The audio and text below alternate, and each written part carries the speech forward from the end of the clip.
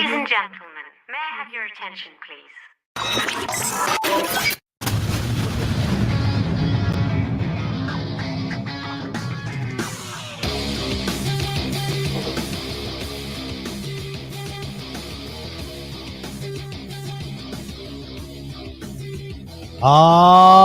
Yes. Welcome in to the Colby Sapp IndyCarTim show. I am, of course, Colby Sapp, alongside the guy that's in the booth doing his head banging and drinking whatever Gerb put in his glass. It's a lot of alcohol, Colby. That is one IndyCarTim. How you doing, bud?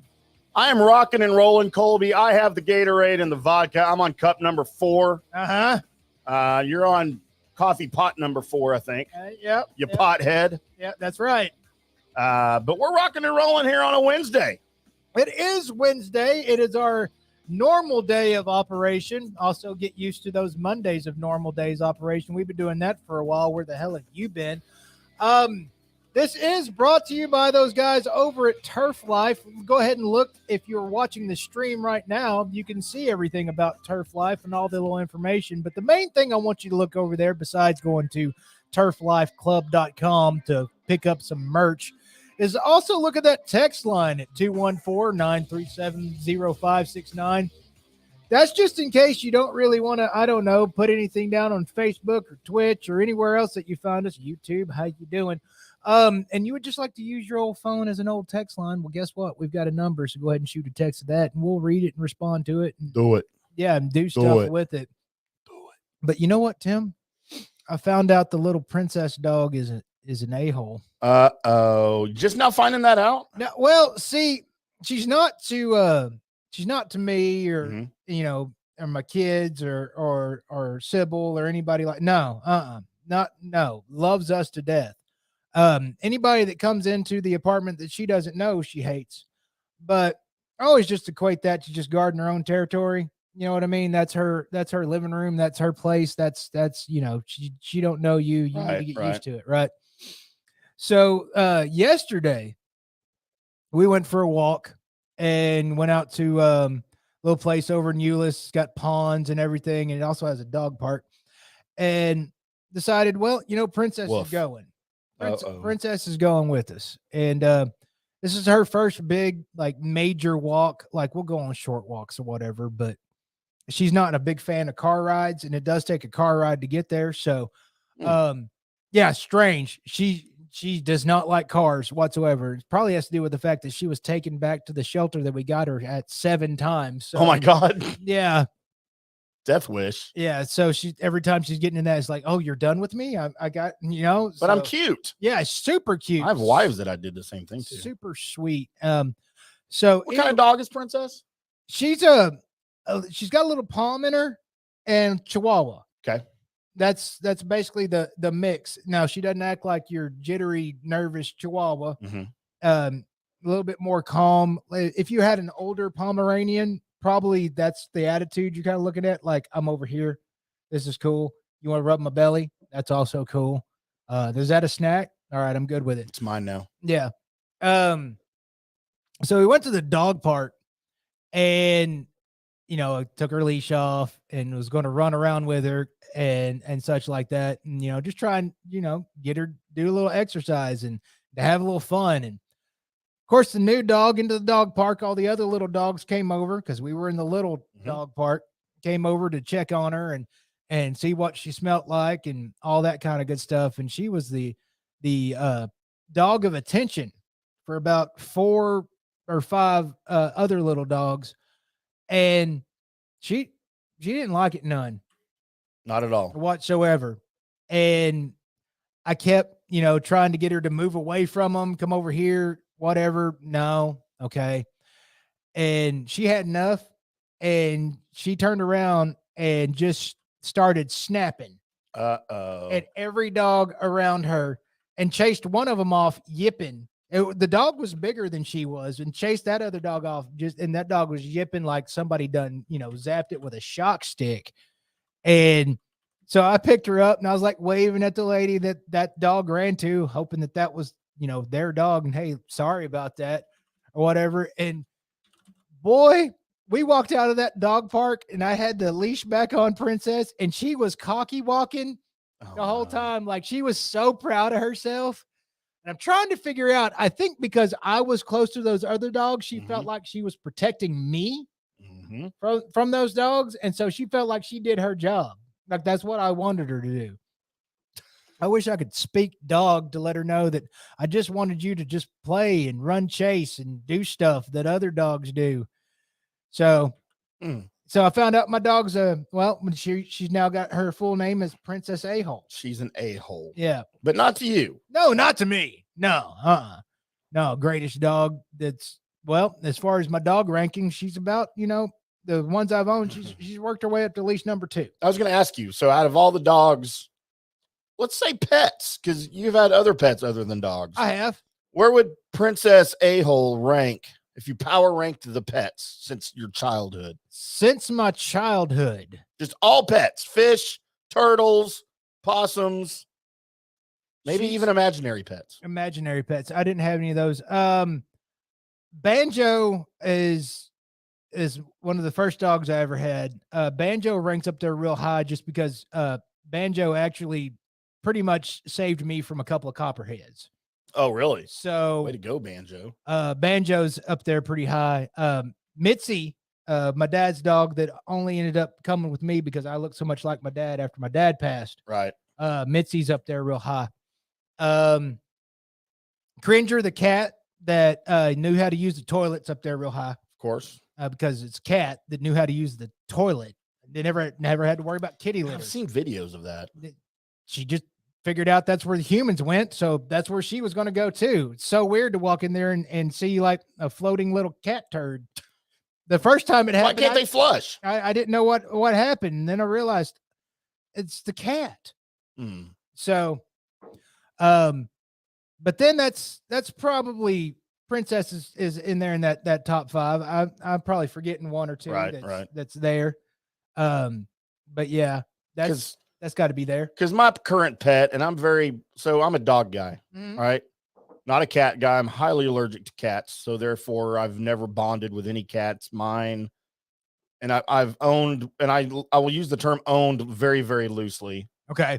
One cat in my life, as marriage number 1, as we built our house and moved into it, a stray sort of adopted us. Okay. Right. By showing up, living on our porch. It was a Manx. So a tailless, cat. Right. Looked really cool as far as cats go, because I don't really think any cats look cool. But cool personality, almost like a dog. And you've discussed that before, with your cat. Yeah, Cena. We never let the cat in the house to start. We would just feed it. And when we would come home, it would be there on our porch.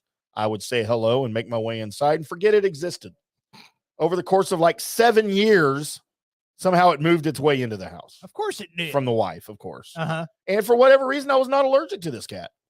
I could pet it. I could play with it. I could whatever. And dude, no. Should have said her. By the way, her name was Sari. Sari?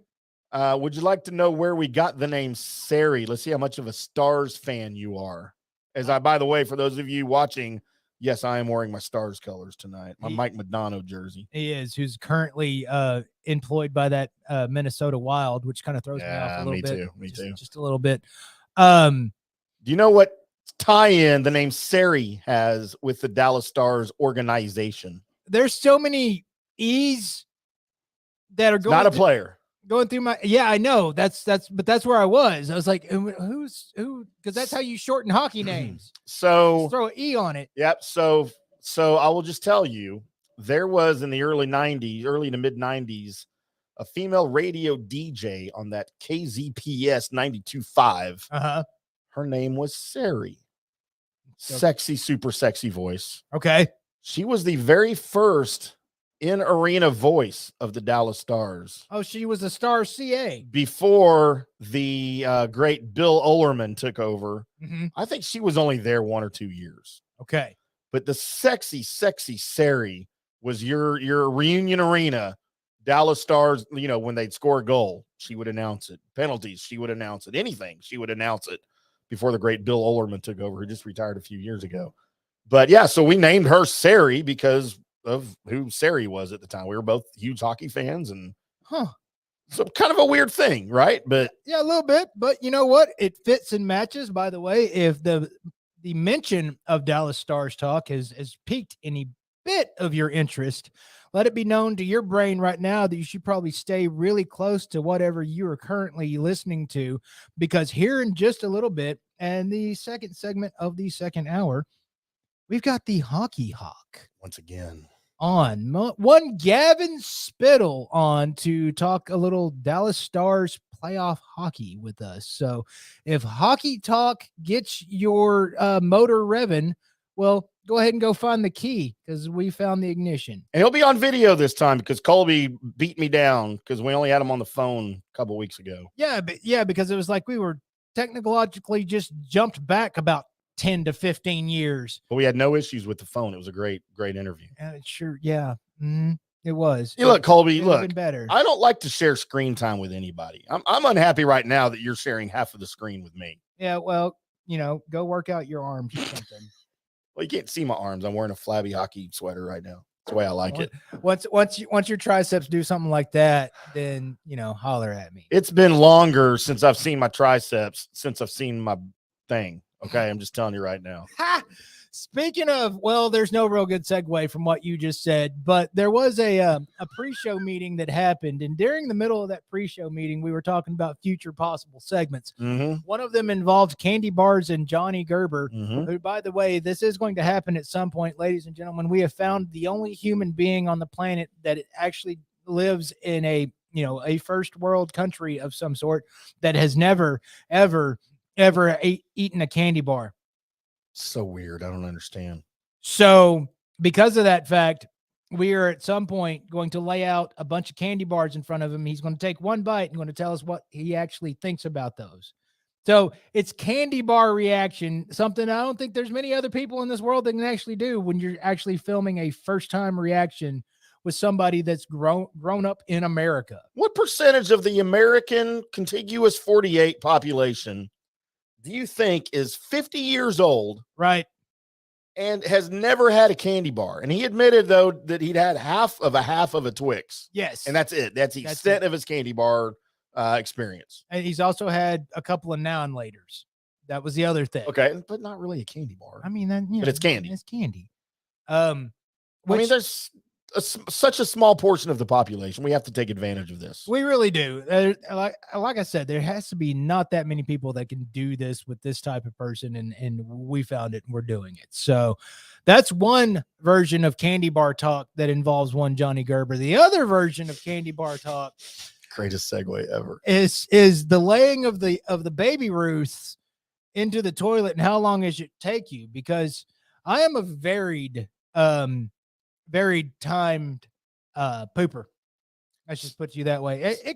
I can be in there for 15, 20 minutes on the phone doing stuff, playing games or whatever, and I lose track of time. I don't get that. Or I can be in and out in, 30 seconds. So are you a regular pooper? Like same times every day, pretty much? Used to was. Now because of the diet switch ups, it's on and off. Okay. Of, depending on what's going on and what I've eaten. But every day. Yeah, it's an everyday. Once or twice a day? No, it's once. Just once a day. Yeah. So I have very famously on these airwaves admitted that I pooped once to twice a week. Which is wrong. And everybody was like, that's not normal. And well, of course it's normal. I mean, my body poops as I need my body to poop, right? My body knows if it has to poop. Like we should stop saying poop. But trying to set a record here. So I will tell you this, and Colby does hold records for saying weird words on the air. I will tell you this. In an effort to get my bowels regular, pulling the curtain way back here, in an effort to get my bowels regular, because everybody was like, you need to be more regular. I said, all right, I'm not going to go to the doctor. I'm just going to start taking everything I can find over the counter that says it will make your bowels regular. Okay. All right. And the best one that I found that I've stuck with, and I've been on it now probably 4 months straight, every single day, sometimes twice a day, Colby, Metamucil. Oh. Every morning, stir it into my freaking water, and I just chug. All right. Every morning for 4 months without fail. sometimes twice a day because it says you can do it as many times a day as you want. Right. Because it's kind of like an appetite suppressant too. And I don't use it as that. But I will tell you, since then, I'm at least once a day. That's sometimes twice a day. But here's the deal. Dude, it's literally 30 seconds I'm in and I'm out. right. That's it. Every single time. My kids, on the other hand, 16, 14, and 12, my 3 youngest, dude, when they come in and they say, "Dad, I'm going to the bathroom," it's all right, well, dinner's at 7, breakfast is at 6:30. I'll see you around lunchtime. Because that's how long they're all in the bathroom for every single time. I don't get it. Their mom was the same way. Their mom's brother was notorious, their uncle, like notorious. Right. Because we worked together on the road for a while, and he would have to make regular pit stops every day. And trust me, he knew where the bathrooms were on the road, the ones that you wanted to spend 30 to 45 minutes in. Oh yeah, no, you figured that out real quick. But I don't understand what you're doing for 30 minutes sitting on the toilet. My legs would fall asleep if I did that. Okay, here's exactly what they're doing. And this happens. Porn? No, well, there's some of that's probably happening because you finally found your quiet space. But that's the other part of it, your quiet space. Your place that literally you can lock the doors and there is no absolute reason if anybody's knocking on that door, you already let them know right that you're going in there. And nobody can bother you for however long you want to be in there. Mm. That is the main reason. And as far as like, especially when you've got, kids, and you've been there, so I don't understand the reason why you don't know this. Sometimes the only place that like she won't bother you, nor the kids will bother you, is when you've let them know what you're going into that bathroom to go do, and you're not coming out for a little bit. Now, when they're younger, you'll have like fingers appearing underneath the door, like, "What are you doing? What are you?" But after a little bit, they stop. The only person that I get bothered by when it's time to go take the bathroom break, as I put up quotation marks, and I'm just in there away from everybody. The only one that bothers me is the cat. I'll see the paw shoot underneath the door a couple of times. Like, what are you doing in there? Come on out. Let me in. I need a treat. See, that's the thing. My dog, Tolo, yes, I have a dog named Tolo. Mm-hmm. If I go in the bathroom, he's got to follow me. And if I forget or I'm not paying attention and I close the door, he'll just start knocking. He'll start knocking and scratching. Mm-hmm. And sometimes I got to get up and let him in. I think he's going to destroy the door. Right. But my safe place away from the kids and the family and all of that, Colby, it's called the bar. I just drive up the street to the bar. Yeah, and I don't tell anybody. I just go. You know what? If that was bad parent, that was a set method for exfil for myself, then I'd do that. But my get together and hang out with the fellas and all that, it happens on the PlayStation. Right. That's where that happens at. So you veg out when you're on the PlayStation, like you got the headset with the microphone, you're uber focused on the TV, like tunnel vision to the game, and you don't see or hear anything around you, right? Yeah. I don't have that escape. See, that's that. But if something happens that needs my attention, I'm still in the apartment. Yeah, I just don't care. So like I said, I'm a bad parent. I can do that. Or in between games, I can be like, all right, I need to, walk the dog, or poop. I need to go make this sandwich for somebody or something. You need to go make. Yeah. No, never said that. I've never said that. You will when you get older. No, sir, I won't. And I'll never use that hand signal. Colby, you got to make that you're doing. I will never use that I will never use that for what you're using it for. You'll use it for other things. I might end up using it some other way, but so when you're explaining how to cook spaghetti, you put the spaghetti in the pot, right? And then you just cook it in the pot. Yeah, something. I don't know, or maybe I'm explaining a new way to roll a joint to somebody. I don't know. I don't know how I'm going to use it. Do you know how to roll a joint? Yes. I don't know how. Coming up in the second hour, Colby gives lessons on how to roll a joint. I don't know how or when I'm going to use that. I'm just not outlawing. I'm just not saying that it'll never happen. I'm just saying that it'll never happen when I'm talking about poop or making poop. So you put the soil in the bottom of the pot, and Right. then you place the plant in the pot, and you place more soil on top of that to cover the roots, and then you water it vigorously, so vigorously, until the plant just grows all by itself, and then you have a plant. All right, somebody cut all that out for a TikTok video. That'll be great. In my Dallas Stars jersey. That's right. Little bit of an announcement in case you haven't heard and you're interested in that there NFL draft tomorrow at Fish is Barred. No, that's not 3 words. That's just 2 that I stretched out really awkwardly. The Maverick. It'll be 1 Colby Sapp, that's me, and 1 IndyCarTim, that's him. And we'll be doing your draft coverage. So if you're needing to know where it is and you're listening and not watching what's on your screen right now, it's at 1616 West Hebron Parkway in Carrollton. You can come out there. We're going to be out there, starting at 6 with live draft coverage.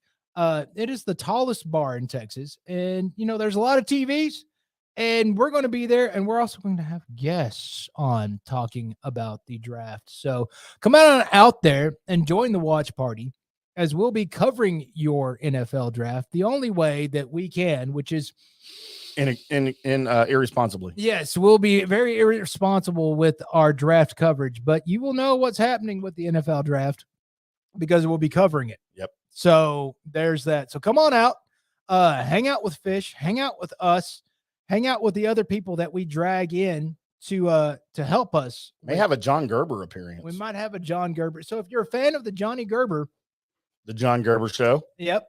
Or the Gone Gerber. The Gone Gerber Show.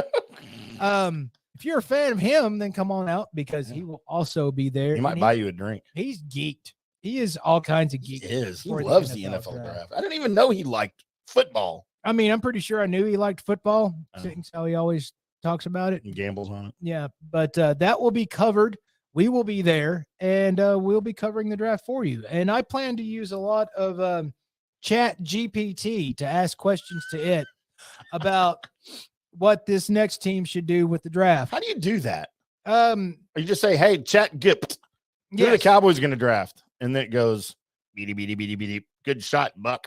Yes, it's exactly Nobody right. knows what that's from. It goes beady, beady, beady. Do you know what that's from? Yes, that's from Buck Rogers. Yes, Tweaky. Uh-huh. I think anybody would get that. Well, I mean, I got it. You're old like me. Well, also, I'm a sci-fi nerd. By the way, how hot was Aaron? What's her name? Aaron. Damn it. You're going to Aaron, damn it. I don't remember. Frack. I don't remember Aaron, damn it, Frack. So Aaron, damn it, Rogers, Aaron Gray, for the love of all that is holy. No, I mean, remember Aaron Gray? She's got 3 of them, right? Yeah, but you remember Aaron Gray, right, from Buck Rogers? I'm going to be quite honest with you. I did remember what the impersonation that you're doing, but I'm not going to remember every person. You don't remember characters? No. All right, I have to share Aaron Gray with you, Colby, and everyone. As Aaron Gray may have been the hottest woman on the planet for a number of, I don't know, years. Uh-huh. We don't want to say centuries. By the way, for some reason on my screen, my camera looks like it's going to 8-bit. We're having connectivity issues, Colby. We're playing Nintendo right now. But this is the great Aaron Gray that was on Buck Rogers. Okay. Yes. Oh, by the way, can I just say? I mean, you did. You're now working for twice on that. I mean, particular thing. Aaron Gray. So that's what we do. Yeah. She might be on the draft. She might. You might see that picture pop up on the draft show tomorrow night. And the Cleveland Browns select Aaron Gray as quarterback. Might as well. How great would that be? Yeah. It's now time for that particular segment that I go through all the people that were born today. Find the people that I feel famous enough to make my list, and then let you guys, along with me and Tim, decide who is the good person, who is the bad person. Aaron Gray. Who is the ugly person. starting off, we got a pretty good list today, by the way, everybody. Oh, good. Especially when the bottom of this list starts off with one turning 60 years old today, one Bill Winnington. Chicago Bulls. It is Chicago Bulls, and the main reason why I know this person is because, well, he played with Michael Jordan, and so he was out there when Michael Jordan was out there, and so I was like, hey. I mean, he was a Dallas Maverick, too. Yeah, but nobody remembers him from that. No. Even Or should they? Dallas Maverick fans. So he starts off the list. Former Dallas Cowboy, also former now back, now maybe gone again, Buffalo Bill. One Cole Beasley turns 34 years old today. Do we like Cole Beasley still? Because he kind of gave some parting shots to Dallas when he left Buffalo. He did. And the only I don't have any kind of hate for him just because he was pretty much going to be like that if you ever got a chance to talk to him. Oh, by the way, Little Elm product. Yeah. Little Elm, whatever they're called, Little Elm trees. He was kind of that guy that was, I'm going to stir this pot just a little bit. And so he has little man syndrome. Even though he's not little, and he is little. Not in normal people standards. Like 5'11"? Right. I'm 5'11" and a half. Well, you're a little person. Okay. I don't think that's what. Midget? No. Dwarf. Sure. That's not it either. Asian. I mean, so no. What are you doing? Well, they're little too. Have you ever seen Yao Ming? Well, he's an alien. He's not of this planet. I don't know how we got here. How did we get here? How did we get to where we are from Cole Beasley? I guess. I don't know. Thank you, vodka. Because he's a little person. He's not a little person. He's just little as far as NFL standards are concerned. Tiny house. I'd like to have one of those. I would too. Turning 37 years old today, and the guy he has some hot questions along with some hot wings. It's one Sean Evans. Sean Evans from Evans Country Sausage. No, he's from Hot Ones, the YouTube I don't know interview. That. Okay. Are you what? I don't know who that is. You've never seen Hot Ones? Hot Wheels? No, Hot Ones. No. It's where they get celebrity guests on. They make them eat all these different, like, super hot wings, and they ask them questions. Never heard of it. But it sounds intriguing. Like I'm kind of in. I mean, they've had we haven't been on it. Uber tier, because I'm about to explain it. They have Uber tier guests on. Huh. Like some of their, I mean. Has Donald Trump been on? No, but name somebody else that would possibly be on one of these things. Obama. Are you just going to name presidents? Because I'm going to come in there and wring your neck. Osama bin Laden. I hate. George Clooney. You know what? Clooney may have. Brad Pitt. I don't think Pitt has. Tom Cruise. No, not Tom Cruise. Julia Roberts. Can you go a little bit more towards? I mean, they're all B actors. B. Arthur. That made you laugh. Okay, like Betty White. Shaq has been on. Okay, he's an A-list. I'd call him an A-lister, right? So, yeah, there's been multiple A-lists. Johnny Gerber. No. He had never had candy bars. I doubt he's ever had hot wings.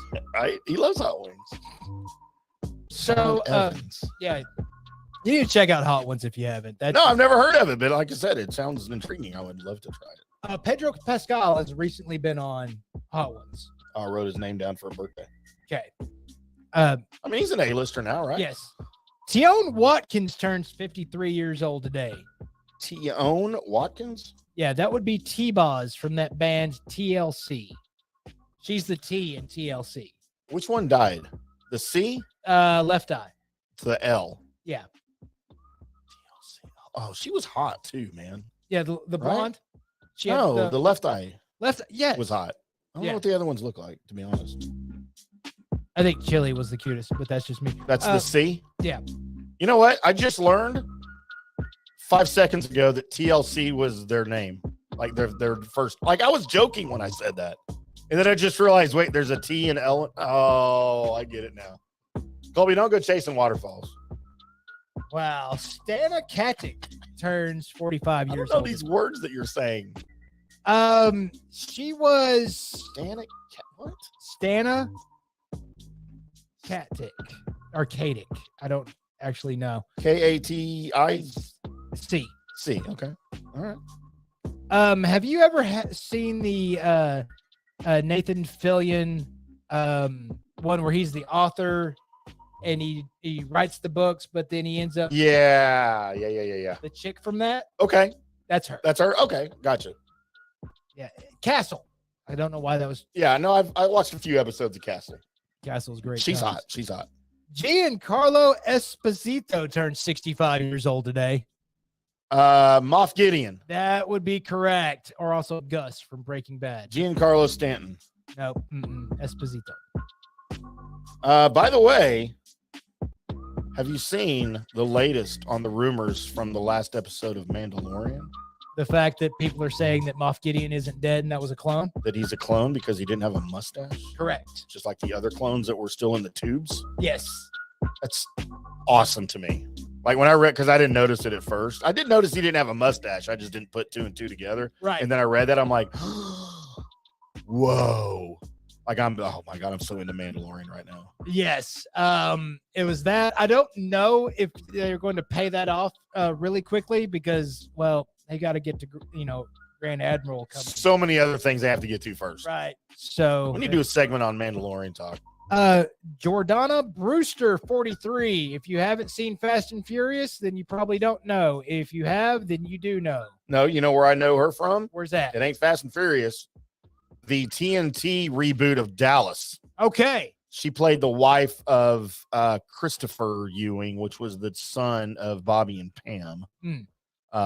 But yeah, I'd never seen any Fast and Furious. That's the first time I saw her was on the reboot of Dallas. Well, I can't believe that you remembered that, but yeah, because she's hot. That's why I remembered. All right, well there you go. Jet Li turned 60 years old today. Karate. Well, Hung Chung Chow. I mean, sure. Think I could take him? No. Like if he was drunk. No. If I was drunk. No. Do I have a better shot at kicking Jet Li's ass? Okay. Or Daryl Sador's ass? Like right now. Both of them right now. Both of them right now. And you were, probably Sid. Okay. Because for those of you that listened to this show way back in the day when it was the Drunk Sports Podcast, like in year one, when we were literally drunk on the air. Like you are now. I'm getting there. I maintained to Big Red on several shows. I could kick Daryl Sador's ass right now. But I mean, this is just if I had to pick one. I don't think either one of those fights you're winning. I probably agree. So I'd like to fight Sador. He and I had some differences. He beat me at foosball one too many times. Okay. All right. You take that on. Turning 46 years old today. He's one of those Supermen. It's Tom Welling. Which Superman was he? Oh, Smallville? Yes. Do we really count that? He played Superman. He played Clark Kent. He played Clark Kent. Did he really play Superman? Yes. Was he on the show? Like he was Superman on the series? He flew. He did. Oh, okay. I never watched it. I thought it was just a show about him, like when he was young, growing up and stuff. Well, he still had superpowers then. So okay. he still, shot heat vision out of his eyes and stuff like that. So like X-ray vision? No, Smallville High School? Yeah, that's exactly where they went. God, that would be awesome. On the WB. Aaron Judge turns 31 years old today. Did he ever do? I mean, yep. Is he the biggest name in baseball right now? Yes. I mean, he has to be, right? It's between him and Ohtani, right? Yeah, but Ohtani's stuck in obscurity in LA. But we still all know about him. Yeah, because he's kind of a badass. Right. He could pitch to himself and strike himself out. Pulling a Bugs Bunny out there. That'd be awesome. Paul Blart, the mall cop, turns 58 years old today. Kevin James is 58? Yes, he is. And actually, oh my God. Not bad at that MMA if you really want to know. Is that true? That's actually true. He did because he did the movie. Yeah, and he was not bad if you just went on just his personal ability. But I mean, he doesn't like compete He's not going to go compete, but he's definitely got the moves. But he knows his stuff. So he Yes. probably had some official training Oh, yeah. for that movie. Because that was a funny movie. He like played a high school teacher or something, right? Who went into the underground to fight MMA. Right. Huh. I like Kevin James a lot. The Undertaker's brother, not in real life, but in the actual WWF, WWE. Paul Bearer? No. We already had Paul Bearer. Yeah, we already had called Paul Bearer. No, Kane. Or if you knew him before as Dr. Isaac Yankum or the fake Diesel. But he made his way as Kane. He's now like a senator or something. But yeah, it's his birthday. Kane. So if you want to raise hell, C-A-N-E? it's Kane. K-A-N-E. Okay. Carol Burnett turns 90 years old. Colby. Second day in a row on this show that she's been brought up. Why did we bring her up Monday? I don't remember that. You mentioned the Carol Burnett show. Oh, I did, didn't I? You sure Oh, did. you're right, I did. By the way, Texan. She's from the same city as NHL Hall of Famer Brian Leach. Corpus Christi. Huh. You know that? No. By the way, Carol Burnett show, one of the earliest memories I have as a child, because I was allowed to stay up late to watch it on TV. Huh. And I had to be in my parents' room. I had to be in their bed because they were watching it. They're like, the only way you're going to watch it is you got to watch it in here, not in the living room. As soon as it's over, you're going to bed. I'm okay. Because I had to Tim Conway is one of my, and Harvey Korman, two of my favorite freaking comedian, actor people of all time. Dorf on golf. Mm-hmm. The Apple Dumpling Gang. Oh, yeah, that too. That's right. McHale's Navy? God, we're going way back now. Going a little bit too far back now. You don't remember McHale's Navy, do you? I do, but I remember the remake of the movie. Yeah, the movie. Oh my God, that was horrible. The Welcome Aboard tattoo. Right, Welcome aboard. right above your penis. Need to get one of those. Mm-hmm. And Channing So Tatum turns 43 years old today. Do we like him? Yes. As soon as I heard this story where Seth Rogen was like, they were writing the end of the world script. Yeah. And somebody said, all right, we need somebody to play basically a gimp that Right. just I've pops heard out of the trailer. this. Yeah. And they shoot an email to Channing Tatum saying, hey, we think this part, could you come do this? And he immediately sends back, yeah, I'll be there. Nobody thought he would answer yes. Right. And then when they asked him, why did you answer yes? And he's like, I don't know. I was probably drunk. So, But it worked. It did. Dude, there's so many stories behind that movie and the cameos that are in it and the people that are in it. It's, right. Dude, the stories behind the movie are better than the actual movie. And the movie's pretty good for what it is. You got to take it for what it is. I hate the fact that I look like I'm in 16-bit form right now, but that is your list. You don't look like that on my screen if it's anything to you. You know what? That makes me feel better. Yeah, no. The masses don't see you that way. All right. All right. Well, good, bad, and ugly. As I just got confirmation from one hockey hawk, he'll be on at 8:20 with us. Woot woot. I said, can you make it 8:19 and 48 seconds? By the way, if you said have yes. your good, bad, and or ugly, and you want to comment on who you think is a good person, a best person on this list, a bad person on this list, and the ugly person on this list, and go ahead and shoot it across. We'll read it. I swear. Colby, my good this week or today. I kind of have to go with Kevin James. Kevin James appeared in two of my all-time favorite movies of all time for all time. The Adam Sandler avenues of Grown Ups 1 and 2. Just, I don't know why. Just to me, and literally Grown Ups 2 was on earlier this afternoon, like on, I don't know, IFC or something. And I turned it on. Whenever it's on, I turn either one of them on. And I actually like 2 better than 1 because of the fight scene at the end. One of the greatest fight scenes in all of cinema history. Doubt it. When Adam Sandler's beating the crap out of Taylor Lautner. Freaking awesome. And he's a ninja. It's in the yard. It's awesome. You should watch the fight scene. You should watch the fight scene. Okay. It's greatness. I'm going to go ahead and say now it's not. Kevin James. My good. My bad, Colby. Cole Beasley. Okay. Because he's Cole Beasley. I'm done with him. Can't. Glad he's out of the league. until he comes back again. He won't. And my ugly, this is going to throw some people. Tom Welling. I never thought he was an attractive man. I always thought he looked goofy. He's got a weird face. He's got weird facial structure. His eyes don't match the rest of his face. His hairline doesn't match his head. I just think he's kind of goofy looking in general. Always did. That's part of the reason I never watched that show was because I didn't really want to look at him for a whole hour or whatever it was. Huh. And there's probably girls out there going, what the hell? Oh, the fact that I'm just he saying. pretty much had built-in Superman face. I don't really know what. There was nothing Superman about Tom Welling. I don't know what. Tom Wells would have been a better choice for Superman than Tom Welling. Okay. Nobody knows who Tom Wells is. No. So okay. Meh. So you know what? I don't know what to say after that because that was. Wait, before you do yours, you want me to do Facebook birthdays? Because I forgot. Sure, go ahead. Facebook birthdays for today. Colby Kara Beasley, friend of the show, and a hot, turns 42 today. Maybe shouldn't have said that. Sean Maloney, friend from the neighborhood, has a birthday tomorrow. All right. Kendall Richards, motorcycle buddy, has a birthday tomorrow. Christy Fox, another motorcycle friend. Okay.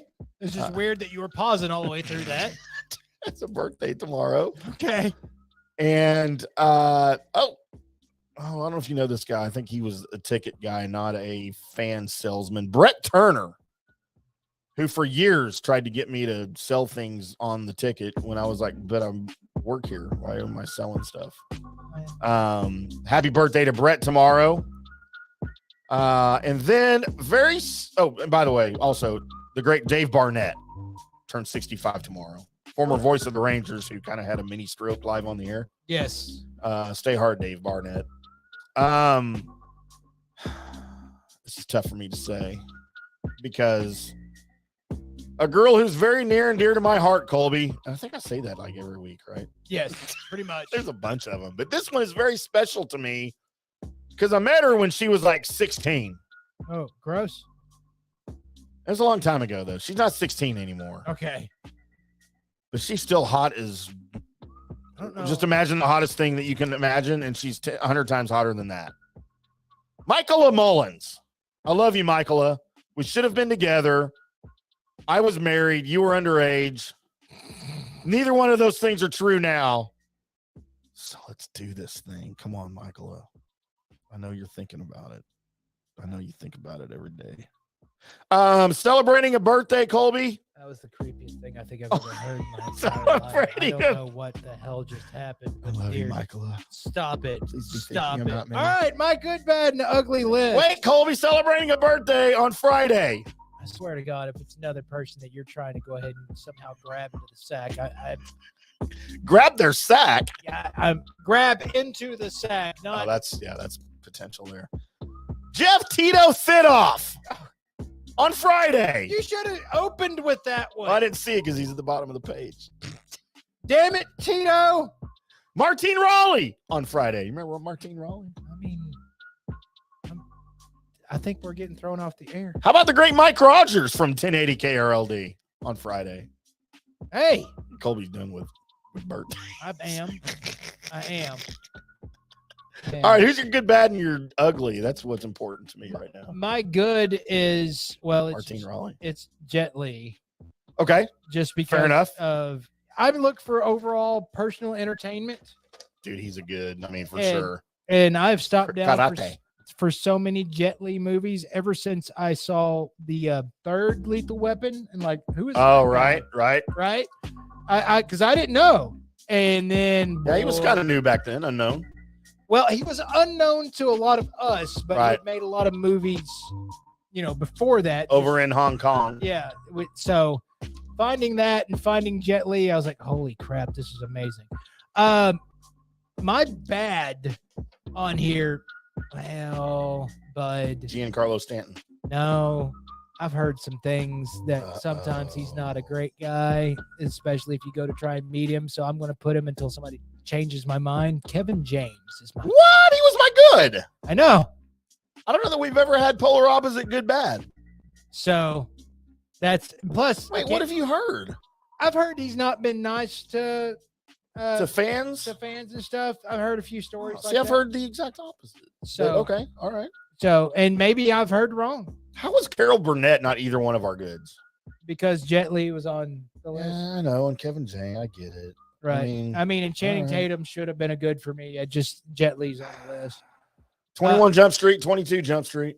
And my ugly, there's only one ugly. It's Kane. He wasn't supposed to be a pretty man. That's the reason why they had him wrestle with a mask. Are you sure it's not pronounced Kanye? I'm pretty sure. Okay. Pretty sure. Did he wrestle with a mask? Yes. And the main reason is his character, he had been used as other characters before. And then but he was the only guy that could actually say looks kind of like the Undertaker's brother because he's super tall and muscular and what have you. So they slapped a mask on him. And it took a while before finally he was able to take the mask off. So. Wow. So he played with a mask for like how long would you say? Of his career, probably 2/3 of it. So this was like Kiss before they took the makeup off? Right. And then they put it back on because kind of hot. Nobody knew who they were with the makeup off. So there's your good, bad, and the ugly. Wow. If you had anybody on the list that you thought should have gotten the good, then go ahead and put that in. We don't care about what you think about the bad and the uglies because that would just take up too much of your time. We want your goods. That's right. All your goods. So I don't know what a run sheet looks like.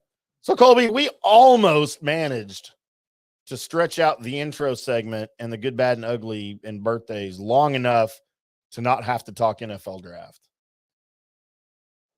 Like almost. Almost. But we got like probably 10 minutes. Well, we can do that because I have questions. You have questions about the NFL draft. By the way, Colby brought it up at the first of the show. Make sure you join us tomorrow night live on FanStream Sports on Facebook, YouTube, Twitter, Twitch, the FanStream Sports app. Also, the Fisher YouTube channel at Mike Fisher as we discuss live from the Maverick Bar. The NFL draft pick by pick. We'll do an hour of pregame ahead of time with some special guests and all of the jerk off draft material you can possibly think of. I don't know if that's. I said think of, not watch. Okay. All right. I don't know if that's how it should be. I mean, do people not do that during the draft? You know what? I'm sure some do. Yeah. Sure some well, those are the people I was talking to. All right. Well, I'm trying to be all inclusive here. Right. I just want to talk to those people right now. Okay. All right. Well, if you're not one of those people, I'll talk to you as Tim talks to those other people. It's going to be confusing for everyone. It really is. What are your questions, Colby? Okay. My first question, and this is kind of somebody finally put into words what my brain has been thinking. Because if you're interested in the Dallas Cowboys and you're interested in who you think they're going to pick up in 26 and you've ran through any mock drafts, you've seen the tight end Mayer come up Michael Mayer from Notre Dame a bit. And I've been trying to wrestle with my brain why that even though everybody's telling me this is good and I've seen the film, I know he's good, why I'm not super hyped about this pick. And you're talking about them potentially taking him at 26. Correct. Okay. And so driving in, I was listening to 105.3 The Fan, the G-Bag Nation, and the General, who is normally, the person that will spit out words of wisdom that my brain goes, oh, that makes so much more sense now. Thank you. Because of your eloquent way of putting it together, I now figured out what my brain was thinking. He's good at that. And he basically said, it's like, look, it's not sexy pick because that tight end position is probably not going to help you right away. I heard this. And it made sense because of the tight ends that you see help right away usually aren't the ones that you want to be a major part of your offensive line. They're more the guys that'll pop into the slot and they're just a wide receiver that just happens to be big. And the reason why Mayer is interesting to the Dallas Cowboys is because his toolbox is large, right? Yeah. He can help block. He can help do all the things. He's got one of the largest tools I've heard of. And then, of course, he can get open. But him having to learn all of that, it's going to take a little bit for him to get into the offense. And my brain is at a point to where I think I want somebody that can help now, because I feel like the window of opportunity with your current defensive coordinator, with what you're doing and putting this team together, I think it's now.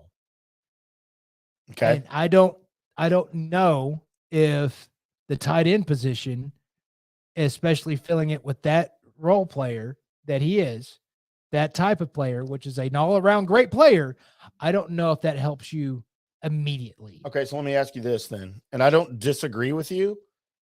I would like to have someone come in with that 26 pick that helps you contribute immediately. Right. That can contribute to you immediately. So let me ask you this then.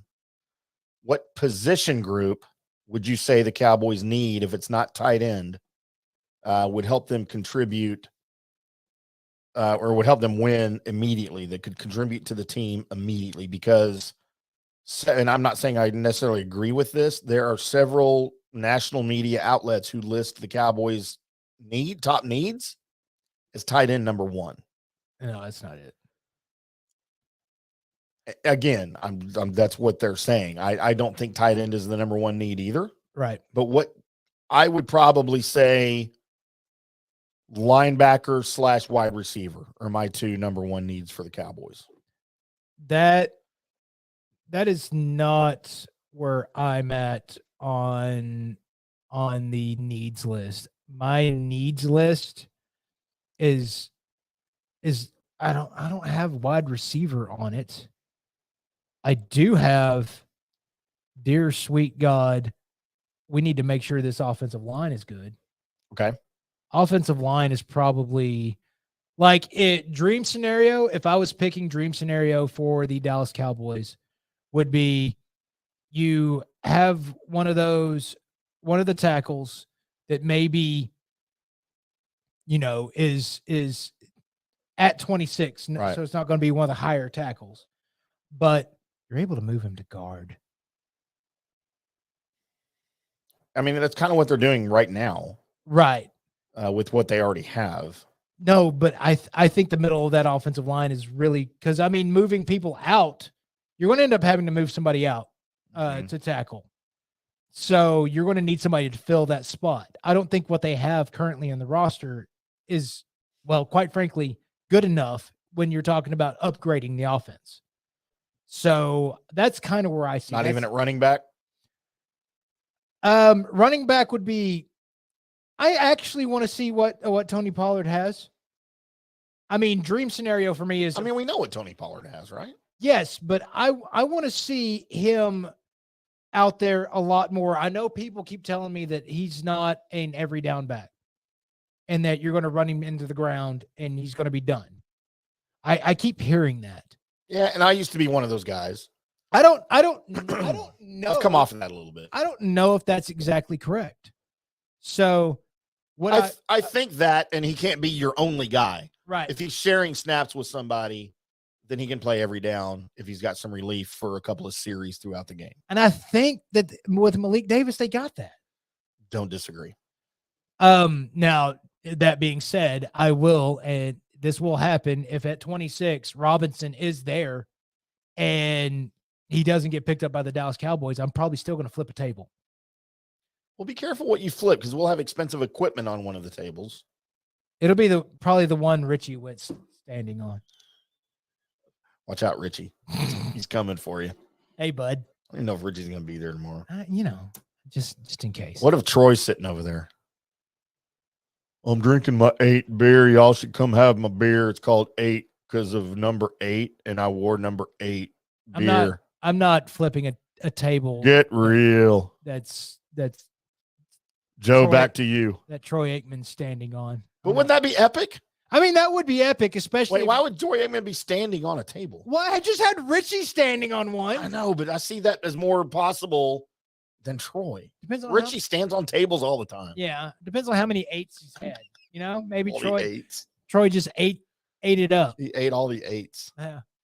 Get real. So, I mean, that's my question there. And the other question is, man, have we been, because I know going into the draft, you kind of know what position that the Dallas Cowboys are going to end up getting. You kind of got a feel for it.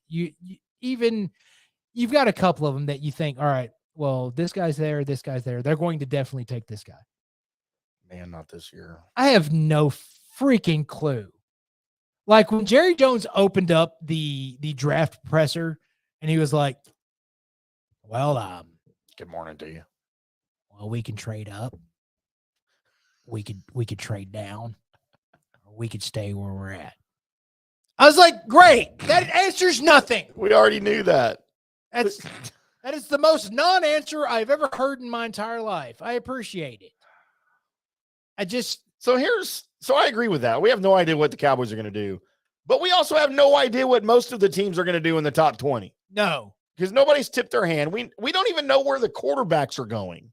Right? We know Carolina's taking Bryce Young. Right. We think. We don't even know if Houston's going to go quarterback or go defense. They may do the Tyree Wilson thing. They end up doing the opposite of what everybody thinks. By the way, are you a believer in this S2 test? I don't give a crap about any of the tests. This one, and I know where you're going. Well, yeah, with CJ Stroud scoring a whatever the lowest score that's ever existed on this. It seems like every year we hear about a new test that we didn't know about the year before that they've been doing for years. I never heard of the Wonderlic until like 10 years ago, but apparently they've been doing it for 30. Yeah, the Wonderlic has been one that I never understood. You're testing their IQ for football. Have you ever heard of football? I mean, not every football player is like Larry Fitzgerald. They're right? not smart. I mean, some of them are. Some of them aren't. But they can all play, they can play football. So I didn't understand that. But this one, especially for a quarterback, where it's like your snap decisions, your quick decisions, how fast can you do it and whatever, and get it right. Yep. Okay. I can see where that can be used. But does that mean that nobody should draft CJ Stroud? I don't know. I mean, because dude, he has sure fallen in the mock drafts. Right. Like now that he may not even be a top 10 according to some people, which is ridiculous. I mean, go watch him versus Georgia and find out exactly what he runs a pro offense, and he played against a pro defense against Georgia, and it was the best game of his career. So do what you want. I don't understand. I don't. But that's part of my questions of going into the NFL draft. We will answer most of those questions tomorrow. It's starting at 6 here on FanStream Sports across YouTube, Facebook, Twitter, Twitch, the FanStream Sports app, and the Mike Fisher YouTube channel. We'll be live from the Maverick Bar in Carrollton. If you're local here in the DFW area, 1616 West Hebron Parkway. As Mike Fisher says, it's 16 minutes from anywhere in DFW. Again, his words. I don't know that it's 16 minutes from Azle. Right. But that's what they say. And maybe if you're in a helicopter, Fish travels in helicopters and stuff. So he can do whatever he wants. But we'll be live with draft coverage tomorrow night. We sure will be. So you have the Colby Sapp IndyCarTim show. And coming up next, we got the best TV shows based on toys in our list. And then we fuel that hockey fire as the Dallas Stars finally show who they actually are in the last game versus the Wild and the game before. Oh, my God, they're on a roll. We'll talk to the Hockey Hawk along with news and notes. That's all coming up next. Hello, sports fans. FanStream Sports. Hey, you like golf? There's a good chance you do because I said so. But what do you need playing golf? Well, you need clubs. Right? Clubs, you need balls. The thing that people don't usually think about is that golf bag. And that's what most people see when they look at your golf clubs, like right off the bat. And if you've got a raggedy bag, it's not doing you any favors, bud. So get you a new bag. Go over to orca-golf.com. Orca-golf.com. Why are you going there? You're going there because you want a golf bag, but you want one that's kind of screams you. So you want to pick the colors. Well, you can use your own custom colors. Maybe you have a logo in mind. Maybe it's your logo. You're like Prince. You just have a symbol. That's the case. Dude, you can get your logo on there. Your name, just get it done exactly like what you want it done. By actual designers. Nothing goes out of their factory without the approval of the founder, Erica Bennett, who is just brilliant. We've seen some of her bags. We've got one of them actually in the studio. And you know what? Dude, it looks good. If you want other people to look at your golf setup and go, man, that just screams Frank. You want that? Then go over to orca-golf.com. Do yourself a favor and use the promo code DSP10 for 10% off and free shipping. I'll say that again, DSP10 for 10% off and free shipping. So do it today because Orca Golf is the best choice in the game. Hi, golfers. IndyCar Tim here. I want to talk to you a little bit about Golf Central Magazine. It's not just a golf magazine. It's the magazine for everything: turf, travel, philanthropy, and lifestyle. Head over to golfcentralmag.com and check out the latest issue. Some of the regular features in Golf Central Magazine: the Golf Bachelorette of the Month, the Golf Bachelor of the Month, the Golf Cart Girl of the Month, Golf History, Grip It and Sip It. So head over to golfcentralmag.com. It's free. It's the magazine for everything: turf, travel, philanthropy, and lifestyle. Golf Central Magazine at golfcentralmag.com. We'll see you there. All right, guys, time to talk a little bit about Turf Life. You've seen the hats on our heads. You've been or seen the video of the studio. You've seen that the decals are all over the place. Turf Life, man, it's the brand that salutes the consumer and industry players everywhere whose lives involve turf. What does that mean? That means if you play or have a business, or, you know, maybe you're a sports educator, you're going to be on turf at some point.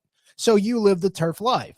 So go ahead and tell everybody you live the turf life by having your Turf Life window decal, or, you know, the hat or the keychain or the something. Along that lines, just go to Turflife.club.com and become a turf head. That's what it's called when you live the turf life. You're now a turf head. And you can go join the club today, snag that window decal, or snag any other special Turf Life accessories, and go over there to that website, which is Turflifeclub.com, and get your stuff and show everybody that, man, I'm all about that turf life. And then you just kind of raise your coffee mug at them and go, yeah, turf life, baby. That's what it's about. And then that's the end of the commercial. Ding. That means it's done in microwave talk. What is up, podcast listeners? IndyCar Tim here to tell you about our friends over at the Highlands Performance Golf Center, North Dallas's premier golf practice facility. Do you play golf? You think you play golf well, but your friends tell you otherwise? Do you want to get better and show off to your friends? Win all of that money that you're not supposed to be gambling on each hole on the weekends when you're out losing at golf? Head over to the Highlands Performance Golf Center and they will get you up to speed. They are North Dallas's premier golf practice facility and performance center. Between their 400-yard all-season driving range and short game areas, cutting-edge technology, and award-winning instructors, they've got everything you need to play your best golf game ever. They're open 7 days a week with convenient hours so you can practice on your time. And yes, this is family fun for everyone. Get your family involved. Bring them over to enjoy the 18-hole par 3 mini golf course. It's newly renovated and beautifully landscaped and designed to challenge players of all skills and abilities. They offer junior programs and summer camps for kids who show an interest in the game of golf. So come on out and explore all the family-friendly fun at the Highlands Performance Golf Center. Conveniently located in Carrollton on Trinity Mills, in between Marsh and Midway. Head on over there, get you some apparel, get you some equipment, get you some lessons to make your game better, or just go over for family fun. We'd love to see you there. HighlandsPGC.com, or you can give them a call, 972-733-4111. We'll see you there. Hey, listeners, make sure you check out the brand new Fan Stream Sports in-studio text line. You can reach us during any of our live shows or 24/7 at 214-937-0569. That's 214-937-0569. Text us 24/7 day or night, and we'll reply to you and make you part of the show. Coming back at you. Now, more Fan Stream Sports. Welcome back to the Colby Sapp IndyCarTim show. I am IndyCar Tim. That is Colby Sapp. We are live from the Fan Stream Sports Studios in Dallas. Coming up momentarily, the great hockey hawk himself, Mr. Gavin Spittle from 105.3 The Fan. You think you'll let that be his sounder?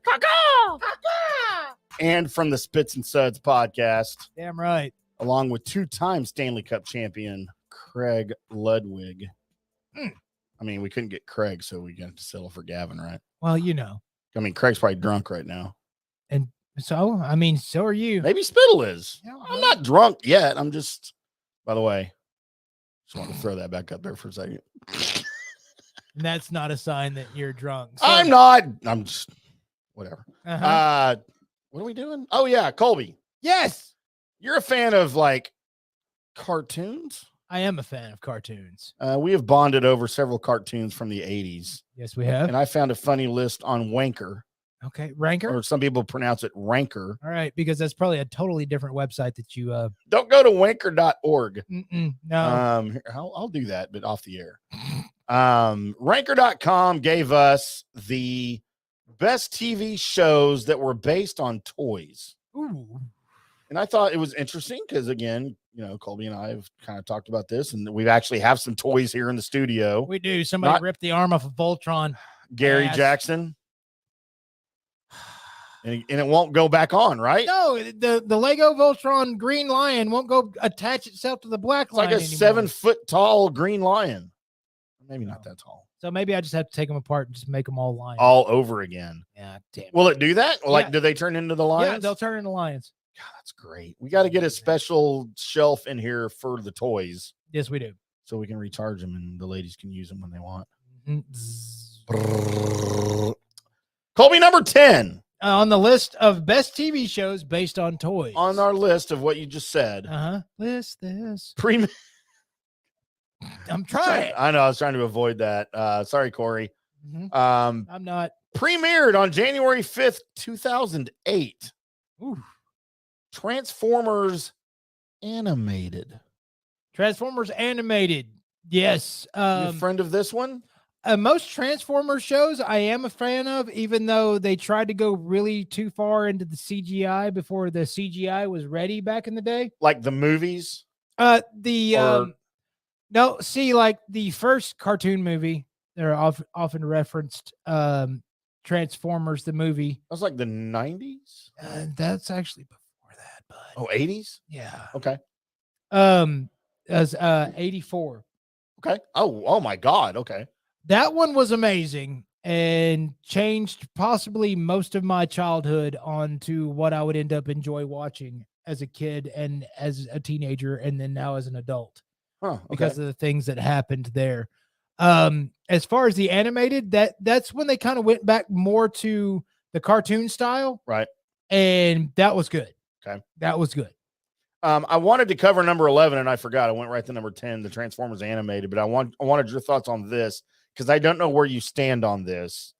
I watched it with my kids when they were more little than they are now. Because they're just idiots now. Okay. And it debuted November 21st, 2011. It's Lego Ninjago, Masters of Spinjitzu. I don't know where you stand on the Lego movies and the Lego Ninjago stuff. The Lego Ninjago. Ninjago. I know, but it's just Ninjago. I know. Never was into it whatsoever. Didn't really have a reason to. Some of the other Lego movies, like, were you into Legos as a kid or no? Not as much as everybody else was around me. Okay. And that's probably why you don't have much of an interest. I knew they were cool, but I never understood getting a set of Legos to build the thing that was on the box. Like, if you gave me, no, and you're right. You gave me Legos. I was like, cool, I'll try and build whatever the hell I want to build. Yep. But I never understood that aspect. And see, that's growing up as a kid in the 70s. I convinced my parents to buy me all the Lego sets. I never built anything that was instructed or what was on the box. Right. I used them as pieces for larger projects that I just had in my brain. So if I saw stuff that I needed to build whatever spaceship I was working on, and I saw that it was part of a set, Mom, I need that set. Right. Why? You never build. I'm like, I'm building other things. All right, bitch. Fucking question me again. Well, there went our streak of not cussing on the show. I said frickin'. No, you didn't. I meant to. Buccaneers. Uh-huh. But no, so yeah, you're exactly right. And I feel the same way. Like, I never built the ships that were on the cover. I used the pieces for larger projects. I feel like you could have benefited from that. I probably could have been in for, but I'd rather draw or something like that. That was pretty much my way of getting out that artistic side. But whenever I played with Legos, like I said, I just didn't do it that way. Now the Lego Batman, the Lego Justice League, all that Right. stuff.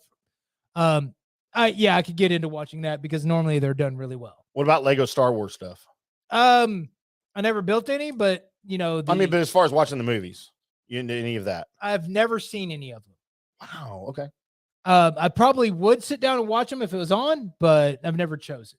Because Lego Star Wars stuff, they've got so many episodes and so many different versions of it. If I see a Lego Star Wars something on whatever channel, Yeah, probably gonna at least give it one swim through. okay. That's just how I am. Number 9, Colby, on our list of the best TV shows based on toys, and these are really cartoons, I guess. Pound Puppies from 1986. You remember Pound Puppies, the toys? I do remember Pound Puppies, and I also remember the show. It was in the same vein as, what was it, like Care Bears and all of that stuff. It was kind of there to where the Pound Puppy show didn't really mean anything about pound puppies. It was called that, but it really wasn't. Like, the pound puppies themselves, when they came out, didn't have a story. Right. So there's like, well, we'll just make a cartoon about it. And there we go. So, I mean, it was okay. I mean, for the time, but So what's interesting is, do you know the toy company behind Pound Puppies? Hanna-Barbera was behind this animated series. Right. Tonka was the producer of the toys themselves, which you normally associate Tonka with the Tonka toys, the trucks, the metal, whatever, that last forever. But I had no idea Tonka was behind Pound Puppies themselves. Well, some of the things that were behind it was because of, the Tonka Tough toys and all that. The materials that went into it are a little bit more expensive than just, hey, let's make something that's cheap that can go on the shelf that people will buy. Exactly. So you got Pound Puppies. Number 8, I've never heard of this, from September 1985. It's Mask. But it's apparently an acronym because there are dots after MASK. I feel like you know what this is. This was your secret unit of people that have cars that turn into other things. So it's a knockoff of Transformers. Not really a knockoff, because they didn't turn into robots. You would have like a car that turned into a jet, but the person was still driving it. Do you remember what it stands for? And I'll look it up, but I don't remember what it stands for. I do remember watching this quite a bit. Really? Okay. Yes. It kind of sounds like it was Mask. It was like the cartoon was kind of like G.I. Joe mixed with Transformers. So it was a Kenner. There were Kenner toys, of course, famous for producing Star Wars toys. Animated in Japan. Mask is an acronym for Mobile Armored Strike Command, but with command with a K. Correct. Led by Matt Tracker, who operated transforming armored vehicles in their ongoing battle against the criminal organization Venom, which was an acronym for Vicious Evil Network of Mayhem. That should be the name of our show. With an emphasis on superpowered helmets called masks worn by characters of both factions. That was the other part of it that I didn't get into in my description. But I actually had the car that turned into like a jet of some sort. So I had one of the toys. That's kind of cool. Like, I don't remember that. Again, I was 14. Right. I was trying to bang chicks already.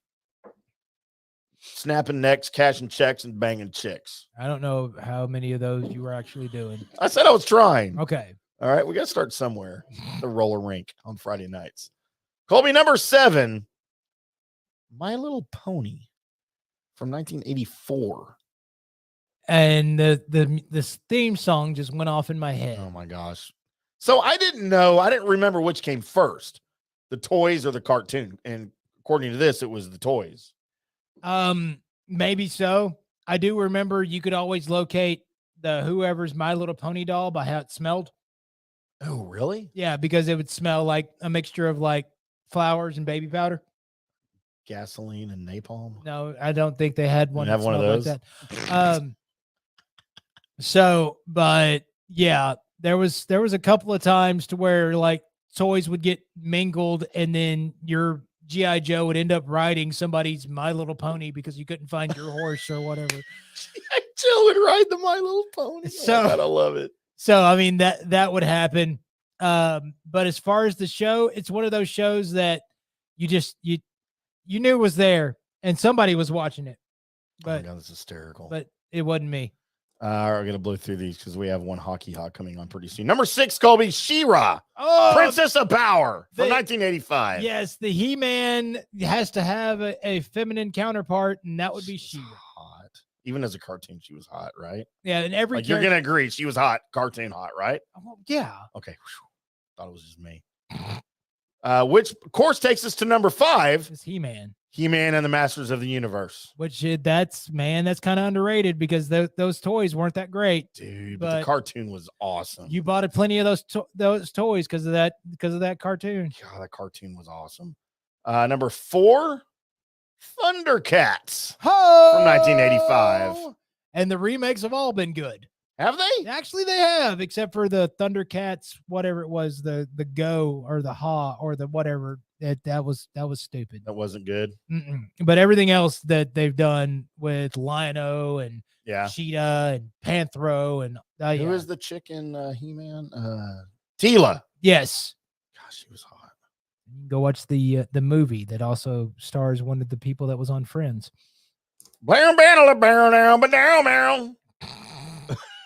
Number 3, Colby. G.I. Joe G.I. Joe from 1983. You know, a short little story about the cartoon movie that they had where they learned their lesson from what they did to Optimus Prime in the Transformers movie. And at the end of it, you don't get, because they kill off Duke in the movie. Right. And then he's in the bed, and then the credits start to roll and it's starting to fade to black. And then all of a sudden you hear I think Scarlett go, "Oh, Duke woke up." Duke woke up. They don't actually have him wake up. They didn't animate it. It's just, oh, he woke up. Huh. Pretty funny. So we have an anomaly here, Uh-oh. Colby, at number 2.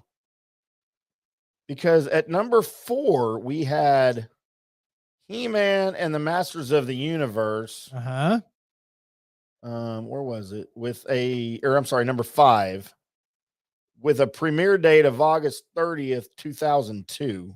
That was the remake. So what we have at number 2 on our list is He-Man and the Masters of the Universe from 1983, which I guess this is the one I know. I don't know the other one. The other one they tried to update a little bit. It's also pretty good. But this one, don't go back and watch it now because you'll realize that the animation and all that's really, really, really, really, really cheap. Dated. Yeah, but it's what we grew up on. Right. It's now he's Battle Cat. Now Adam's turned into He-Man. Right. So You ever want to go to Eternia?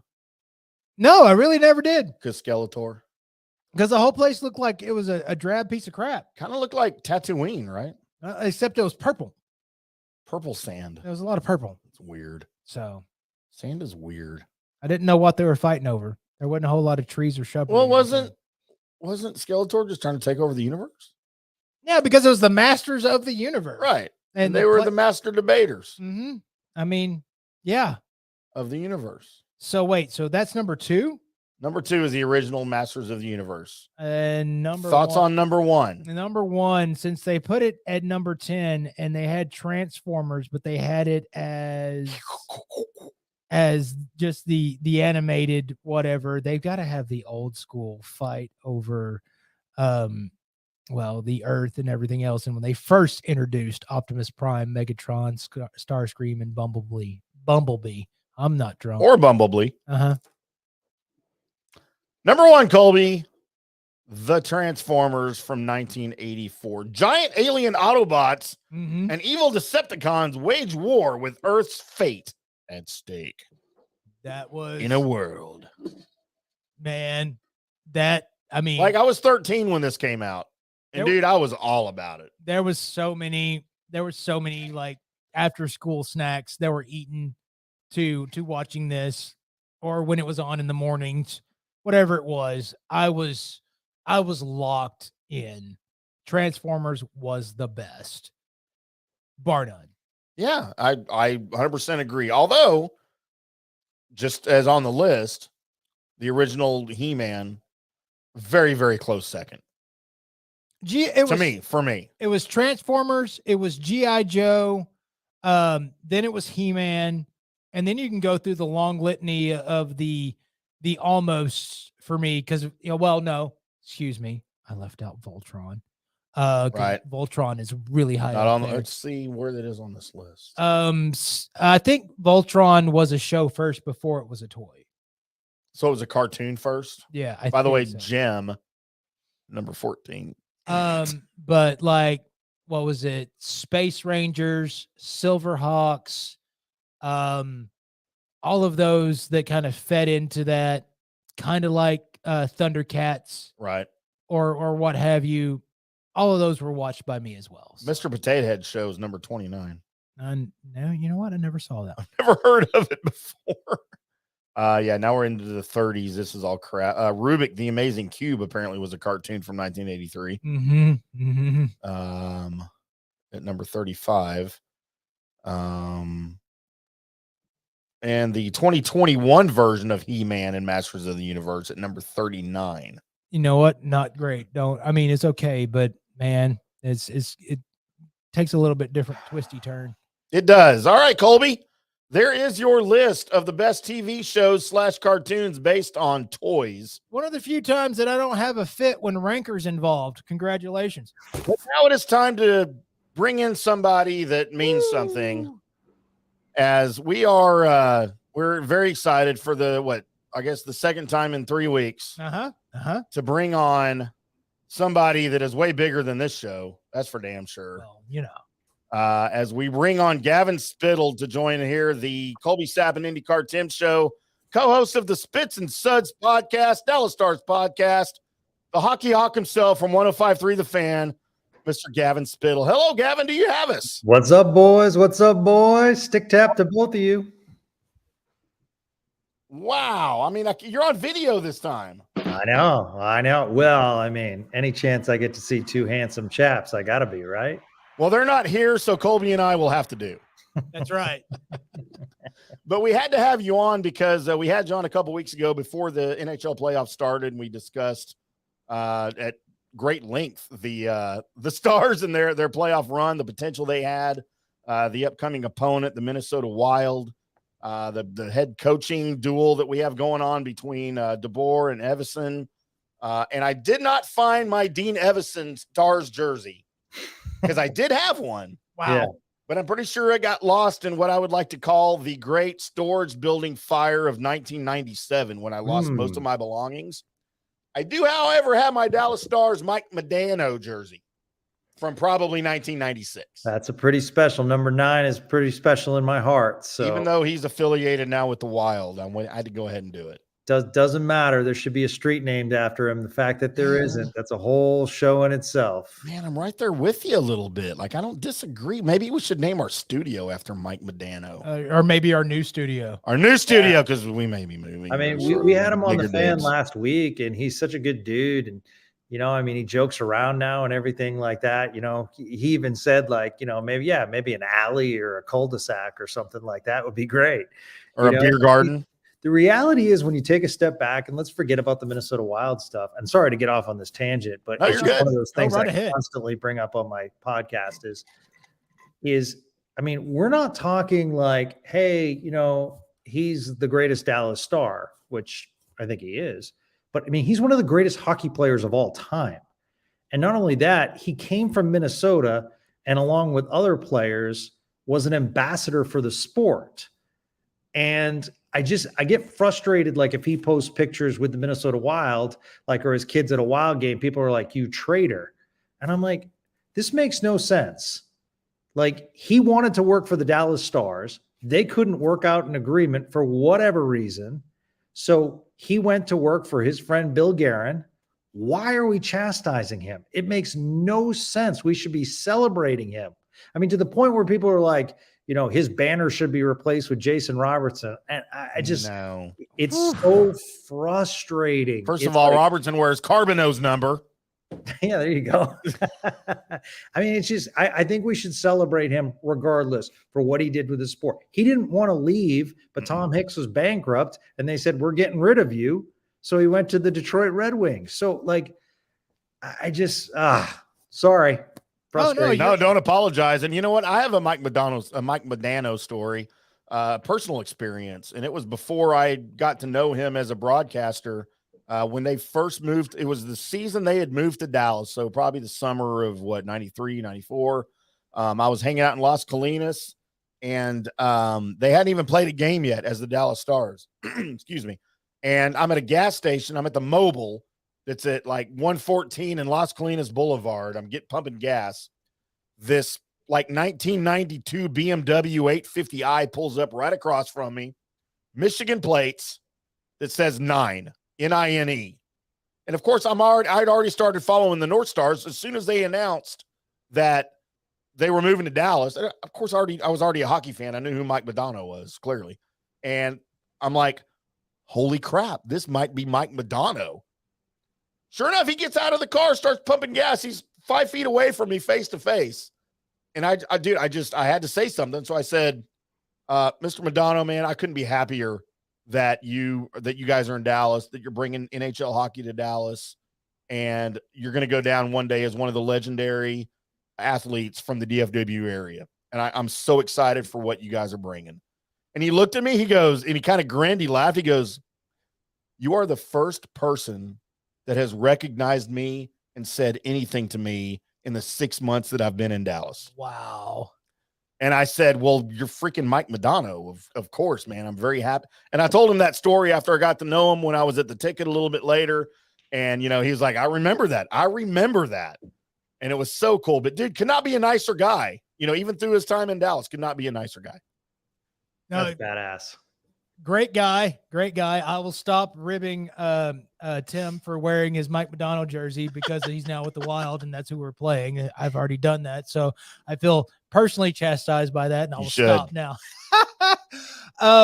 But I did want to ask because man, Spittle, the Stars kind of changed gears on the Wild a little bit. Jumped up everything. Was that getting the jitters out for those first couple of games and really showing up? Or what changed?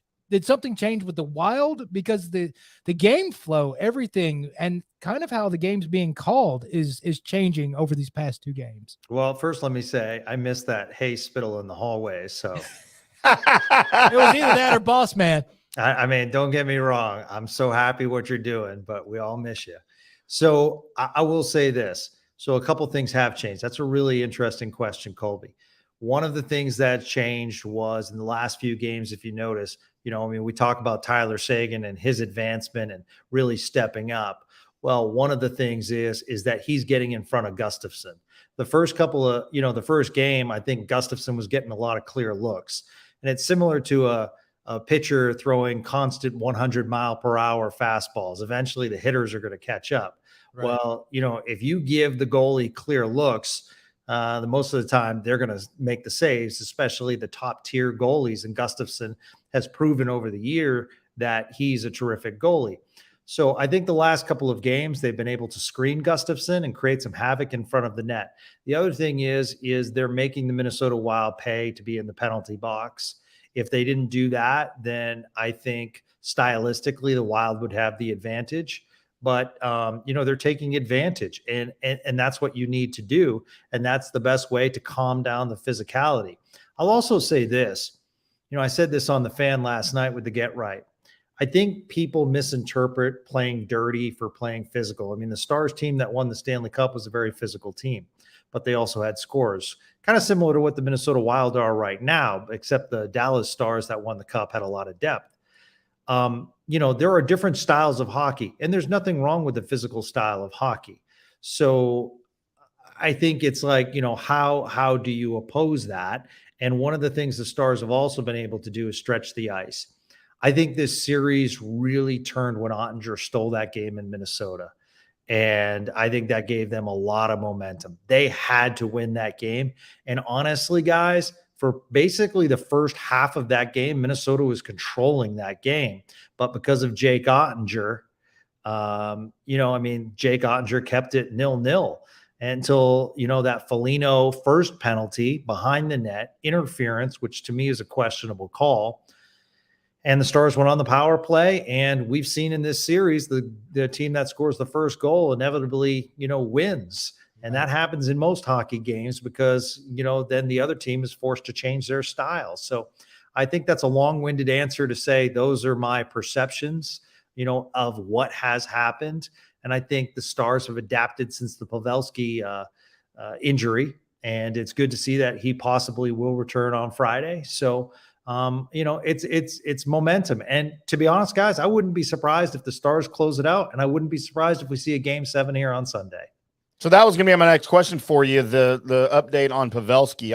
I haven't seen anything. I heard that he may be back on Friday. I haven't heard anything definitive. So do you know for a fact, have you heard that he will be back on Friday? Well, not for a fact, but the fact that he's traveling with the team and has been skating, I think that's a game time decision. And Pete DeBoer said that today.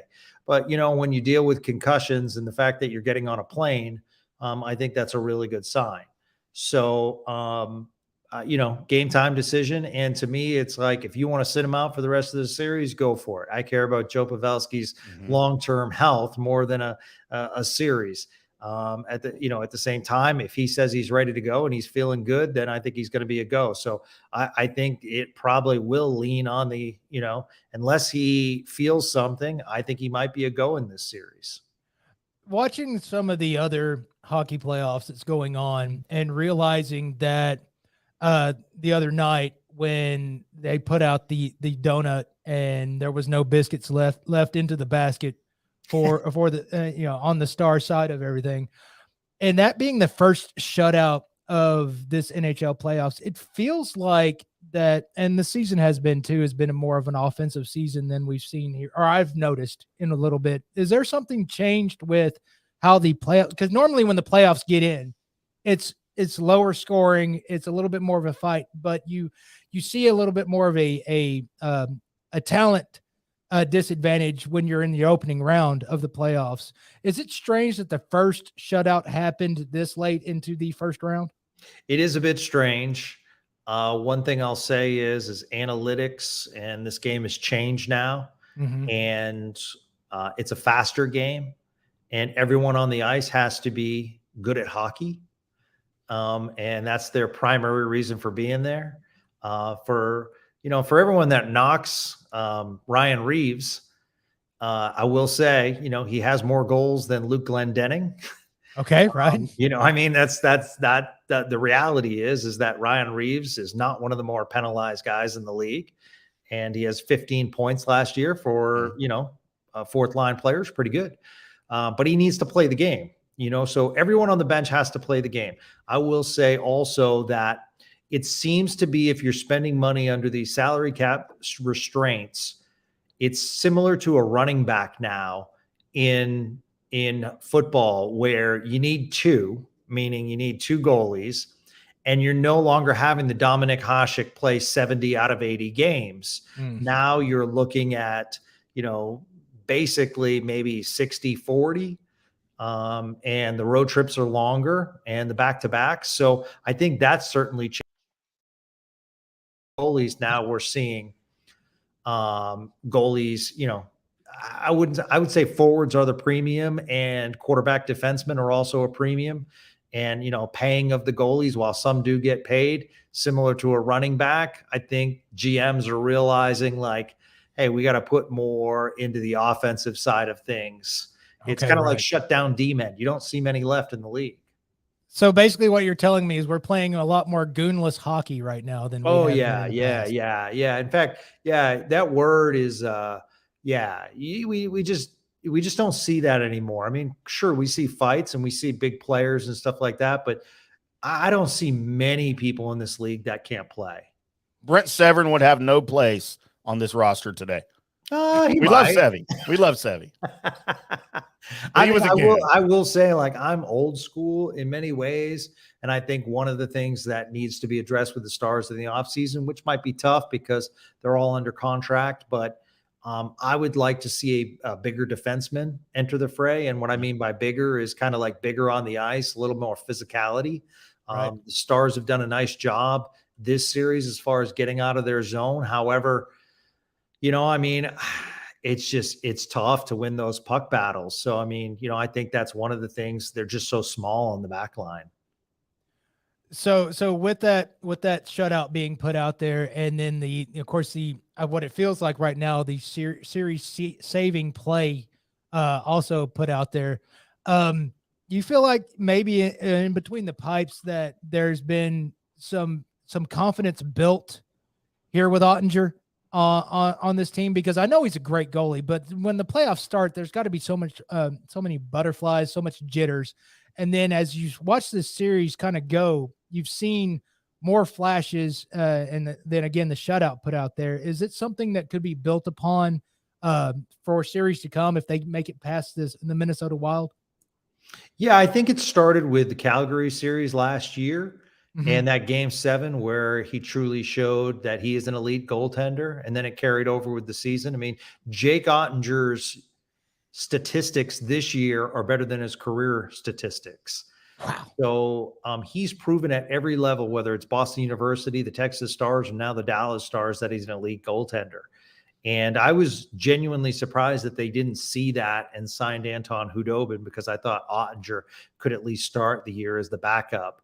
But, they made their decision, and that's fine. But, I think to answer your question, Colby, it does give the forwards and defensemen so much more confidence. Here's a perfect example. You're seeing a lot of these odd man breakouts by the Minnesota Wild when they can get the puck past the Stars defense. And the reason is that the Stars are pinching offensively. They're very offensive minded as far as defensemen. And you'll see defensemen deep in the zone, and sometimes they get beat. Well, one of the reasons that it's okay to do that is because you have Jake Ottinger in goal. And most of those, odd man rushes are not going to go in. So I think when you have that confidence, that also gives you the ability to say, you know what, we're going to put more pressure in the offensive zone because we got the guy between the pipes. So let me ask you this. Both teams made significant trades back in 2022. The Dallas Stars finally gave up on Gurianov, who you and I were both very high on. We both spoke very highly of him. Still am. And still am. But for whatever reason, he fell off with the Stars, fell out of favor with management. They were able to get Dadonov back in 2022. February this year, I think, is when they got him. The Minnesota Wild were able to get Gustafsson from the Senators late last year. Yeah. And both of those trades seem to be working out very, very well. Yeah. Which one, though, do you think is most significant for which team? Oh, I think Gustafsson's probably more because, because of the position up there. Yeah, the position and the fact that he's starting all those games.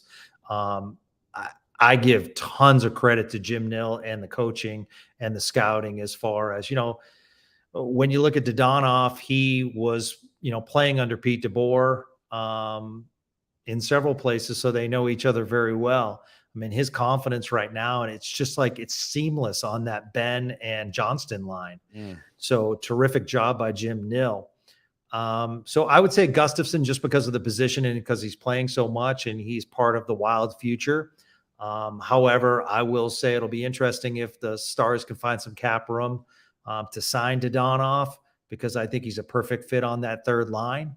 We were talking on the podcast the other day. It's amazing that he's been with 5 teams, because you look at the offensive skill set and you're like, what happened? But Sean pointed out that, in Florida, there were some changes that, he wanted, didn't necessarily go through. He's been one of those guys that has kind of looked for the bigger contract at times. So he's jumped teams, and, maybe he's to the point in his career where he realizes that the Stars and Pete DeBoer coaching staff's the place to be. With Gurianov, I think it was just a change of scenery was necessary. I heard a lot of good things behind the scenes about Dennis. And, one of the things that I thought was cool is we came off Valeri Nichushkin, who demanded to go to the NHL immediately. He had that right, and the Stars drafted him. Gurianov was okay going to the minors. Gurianov hired a private English tutor so he could get better. There were just a lot of things behind the scenes, but for whatever reason, it just wasn't working out. And there were games that, candidly, Gurianov would take off. And I don't mean like he purposely did it, he would just disappear. And you just can't do that in the NHL. You got to play two ways.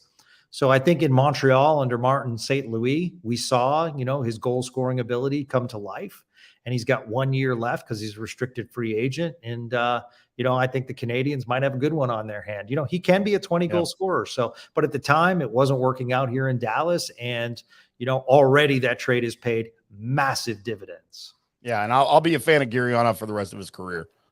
I mean, we owe it to him here in Dallas. I mean, to be a fan of him, because he did a lot here. Again, I don't know what happened. His numbers fell off, and they saw an opportunity, and they fixed it. Yeah, you hate to be, and when you watch tape on these guys, like I remember watching a young Denis Gurianov on the U18 World Juniors, and watching him play for Team Russia, and be like, wow, I cannot believe we have this guy. And then watching him in the Texas Stars and come through the ranks, and it's just, it's one of those things that it just didn't happen, and you want it to happen because you see the skill set, and I don't think anyone questions the skill set of Gurianov. Mm-hmm. So, but at the same time, I think they're better off, obviously, with Dadonov. He brings a lot of veteran experience. I love his net front presence that he's bringing to the table. The skill set he showed last night. What's amazing about Evgeny Dadonov is you look at his time on ice last night, and it was just over 13 minutes. Mm-hmm. And you wouldn't think that because he made in this series, he's been so impactful. So that's kind of fascinating in itself. You can jump out there and make splash plays real quick, fast, in the hurry. Makes your time out there seem like it's it's forever. I did want to address, because last time we had you on, you ushered in a little bit of a timeline on Pete DeBoer, and kind of panicked both me and Tim, Mm-hmm. because we weren't thinking about it, how that he's been places and he'll do great, and then all of a sudden it kind of falls off, maybe wears on some players. Mm-hmm. And I know you've got your ear to the ground. Yeah. So I'm going to ask you kind of about this right now. How does the locker room and those guys, how are they? Is there any signs that could be a translation that could hurt right now, or is the playoffs really where they're everybody's centered? And do you see signs of any of that happening like right now with this club? Yeah, good question, Colby. It's year one. No. And what? He didn't have many problems in year one in any of those places. Right. And, I mean, it's just fascinating because you look at his career record and you look what he's done with teams and the immediacy of which they've had deep playoff runs. And it's really curious. But he's touched on all the right buttons to having that tough conversation with Jamie Benn to put him on the third line, to let's fast forward to the other night in Minnesota, calling a timeout with just over 3 minutes left when they were on the power play. So technically you're resting, their power play kill unit, but you wanted to call a power play, reorganize, you go ahead and score a goal based on a timeout. I think that was brilliant coaching. And then we look at the Hanley replacement for Colin Miller. Colin Miller wasn't playing great. I would like to see Colin Miller back in the lineup tomorrow night, because I think he's been great for the Stars this year. I think it's been a great pickup, but at the same time, for, whatever reason, it's worked. And, putting Joel Hanley in, and Hanley's done a nice job. So, it just feel like throughout the year, he's pressed all those right buttons. And I think when you do that from a player perspective, you're good. You also have some strong presence in that locker room with Jamie Benn, Joe Pavelski, Tyler Seguin. You have some veterans in that room. And, I think they kind of take the younger guys and put them under their wing. And, so, I mean, I think it's a really good room right now. I think they have a lot of confidence in Jake Ottinger. I think they have a lot of confidence in themselves, and that's what's good. So, eye on this series and an eye on Seattle and Colorado, because that's our next opponent. You bringing up Jamie Benn, I'm reminded of the time that me, Kevin, and Corey were in Dallas Stars. We were actually spring training. We went to go. So we ended up talking to one of the Stars. I forgot who we were interviewing, but we were talking about nonsense, complete nonsense. And Jamie Benn walks by as, I think, one of us, maybe me, uttered the stupidest question known to man. And all I hear is, "What are we doing here?" And he kind of like breaks a stick and just walks away. Yeah. Thanks a lot, Colby. So Pissing off Jamie. I remember hearing that interview later and going, yeah, you can hear him in the background. He was really mad.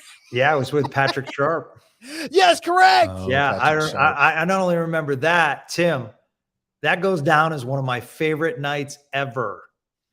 That is a top tenor hanging with Colby Sapp and Corey and Kevin. It's always a good time. I'll tell you, it's always a good time. Do you have time for a quick story? I don't want to. Of course. Yeah. What do you got? You sure? Yeah. Okay. Yeah. Great hockey story here. So it's spring training and we go to the game, and just funny things happen throughout the night. And I happen to go to the concession stand at one point, and I see a guy, and he's wearing a Hartford Whalers jersey. And I was like, wow, cool jersey. Hartford Old Whalers school. in Arizona, go well. So later that night, Colby and I, encouraged the others to go to a local establishment, let's just say. Uh-huh. Yes. So they had Jameson. They did, but for some reason, Kevin and I drank water, but it was the best tasting water we've had. It was so odd. So we're having a good time. We're at a table, and I see a guy walk in with the Hartford Whalers. And I'm like, wow, so cool. I saw him at the arena. And then two other guys walked in wearing Hartford Whalers jerseys. And I'm like, wow. And then 4 other people showed up. I'm not exaggerating, Tim. Colby, am I right? There was about 15 to 18 people that walked in all wearing Hartford Whalers sweaters. It was amazing. Wow. Yeah, including one person who was wearing a Hartford Whalers sweater with a foam finger. Oh my God. And so we had to ask. Yeah. And it's a group from Canada, and they do a group outing every year, and they pick the sweater / jersey, and you have to wear that sweater jersey. And then there is a loser as far as short straw, and they have to hold that foam finger up all night, no matter what. If they go to the restroom, someone follows them and makes sure that foam finger's up high. Dude, that is awesome. Yeah, it was. I miss the Whalers, I'll tell you. Oh, Screw yeah, the well, of Hurricanes. course. Yeah, the great I Whalers miss the Whalers. were amazing. But just the laughs that night, man, It Colby. It was amazing. And the amazing look was when I can't remember if it was Gavin, if it was Kevin that first tasted the water and goes, "This is amazing." Like Corey's drinking a beer. I had whiskey or something and a water or something along that lines. And of course I got whatever regular water because I didn't get the magical water. They were just, they looked at each other and locked eyes and was just like, this water is so good. And I was like, Yeah. what is going on? Yeah, I know. All places just outside Glendale, Arizona. At like the That's insane. dive place. It was just, we were passing and go, let's go there. And so we went there. That's insane. Real quick, Hockey Hawk, before we let you go and move on to Colby Sapp's world famous news and notes. Stars, of course, shut out the Wild last night on Tuesday. They don't play again until Friday. Right. When the Stars try to close the series out. It's a long layoff. Which team do you think this benefits the most? It's got to be Minnesota, right? I As think, they're yeah, kinda reeling I mean, right now? they're getting the home game. And for those that don't know, the NHL has a policy where they have a longer break for the players to rest. So that's why you're seeing the extra day in there. I think so. I think it gives them a chance to regroup, but I think Pavelski being on the ice, if he does return, I think will be inspirational. So, I mean, I'll always take the home ice team. I think the barn will be rocking, and I think there's a good chance we might see a Game 7 on Sunday. But like I said, I would not be surprised if the Stars close it out as well, based on their momentum. They have a lot of confidence. The key is I think the Wild will still be physical, but the Wild know now that the refs are watching, and I think they have to be careful on that. So, I mean, if I'm Dean Evison, I'm like, play your physical style, but you got to get out of the box. We cannot allow this Stars team on the power play. So I think we might see a change. And you know what, guys? We talked on the podcast real quick. They might throw Fleury in the net. I mean, he was nice for them this year, and that's a guy who's won some cups. So he's got trophies, and he can come up big. I'm not saying it's going to happen, but I wouldn't be surprised. because when they put him in game 2, Dean Evison was very clear. We've been doing this all year. So they might revert back to that. So, interesting to see the changes and what happens. Interested to see if Minnesota juggles some lines to try to get that, scoring going. So, we'll see. They have a scoring problem right now. Their best players, Kaprizov, Zuccarello, Boldy, are not putting the puck in the net.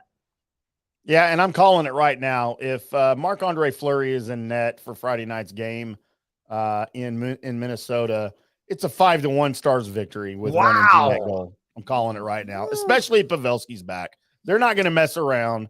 These guys know how to get it done and close it out. They're doing it on Friday night. There will be no Game 7. And I'll tell you why, because tomorrow is the 3-year anniversary of IndyCarTim's open heart surgery, where he almost died and didn't get to enjoy Stars hockey ever again. Wow. And I don't know if I can handle a first-round Game 7. I'm just telling you right now.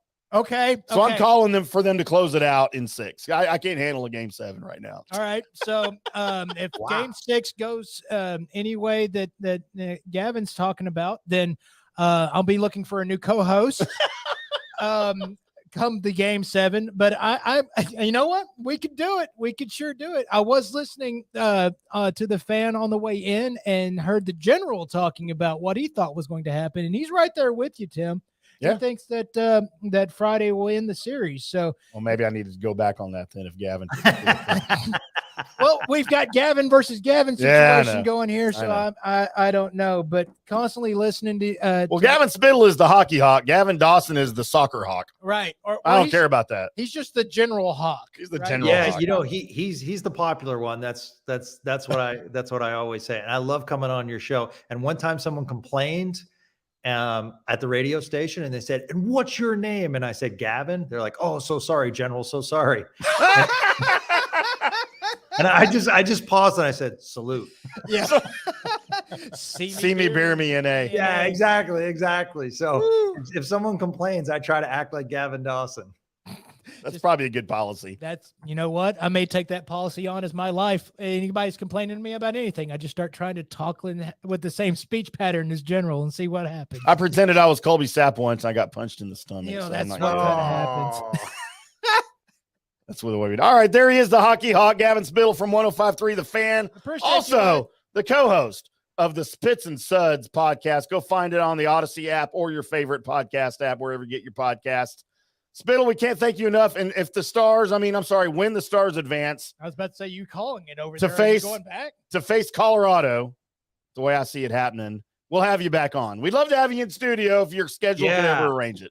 Yeah, no, I really appreciate it. Schedule's been crazy when we're doing these post-game shows and stuff like that. And I kind of figured the weather was coming tonight. But yes, you got me. I'm guaranteed to be in a studio one of these days because I would love to hang with you guys. It's a good time. I promise. There you go, Spittle. Thank you very much for joining us. We'll see you next time. You guys rule. See ya.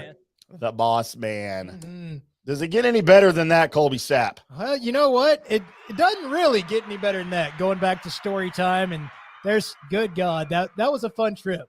It's always a fun trip. Spring training. Boobs. Especially when he made nachos and Kevin Hagelin didn't like them because they had vegetables on them. Well, I wouldn't either. The vegetables don't belong on nachos. And they were onions and peppers, dude. Okay, well then I take it back. I take it back. All that belongs. He made this beautiful nacho tower, and Hagelin just wouldn't eat it. I thought you meant like broccoli and dates. No, I'm probably out there. They are, but there you are. So yes, to answer your question, I am ready. Thank you, Tim. Thank you, me. Thank you, Gavin Spittle, for making us sound good. News and Notes is where I search the World Wide Web for the weird internets. And by God, I found it. I didn't know that Guatemalan chili powder was also heroin, but apparently it's not. But do you put it in your chili or do you snort it? But we're going to Florida because Florida is America's wang, and it's also where Daniel Asino, he's 34, was 34, still 34. He didn't die. Sorry if I tried to internet kill him. He was initially arrested because he was driving with a permanently revoked license. Oh. But during a subsequent search of his car, cops found a large clear bag containing 29.7 gram mixture of field-tested positive heroin.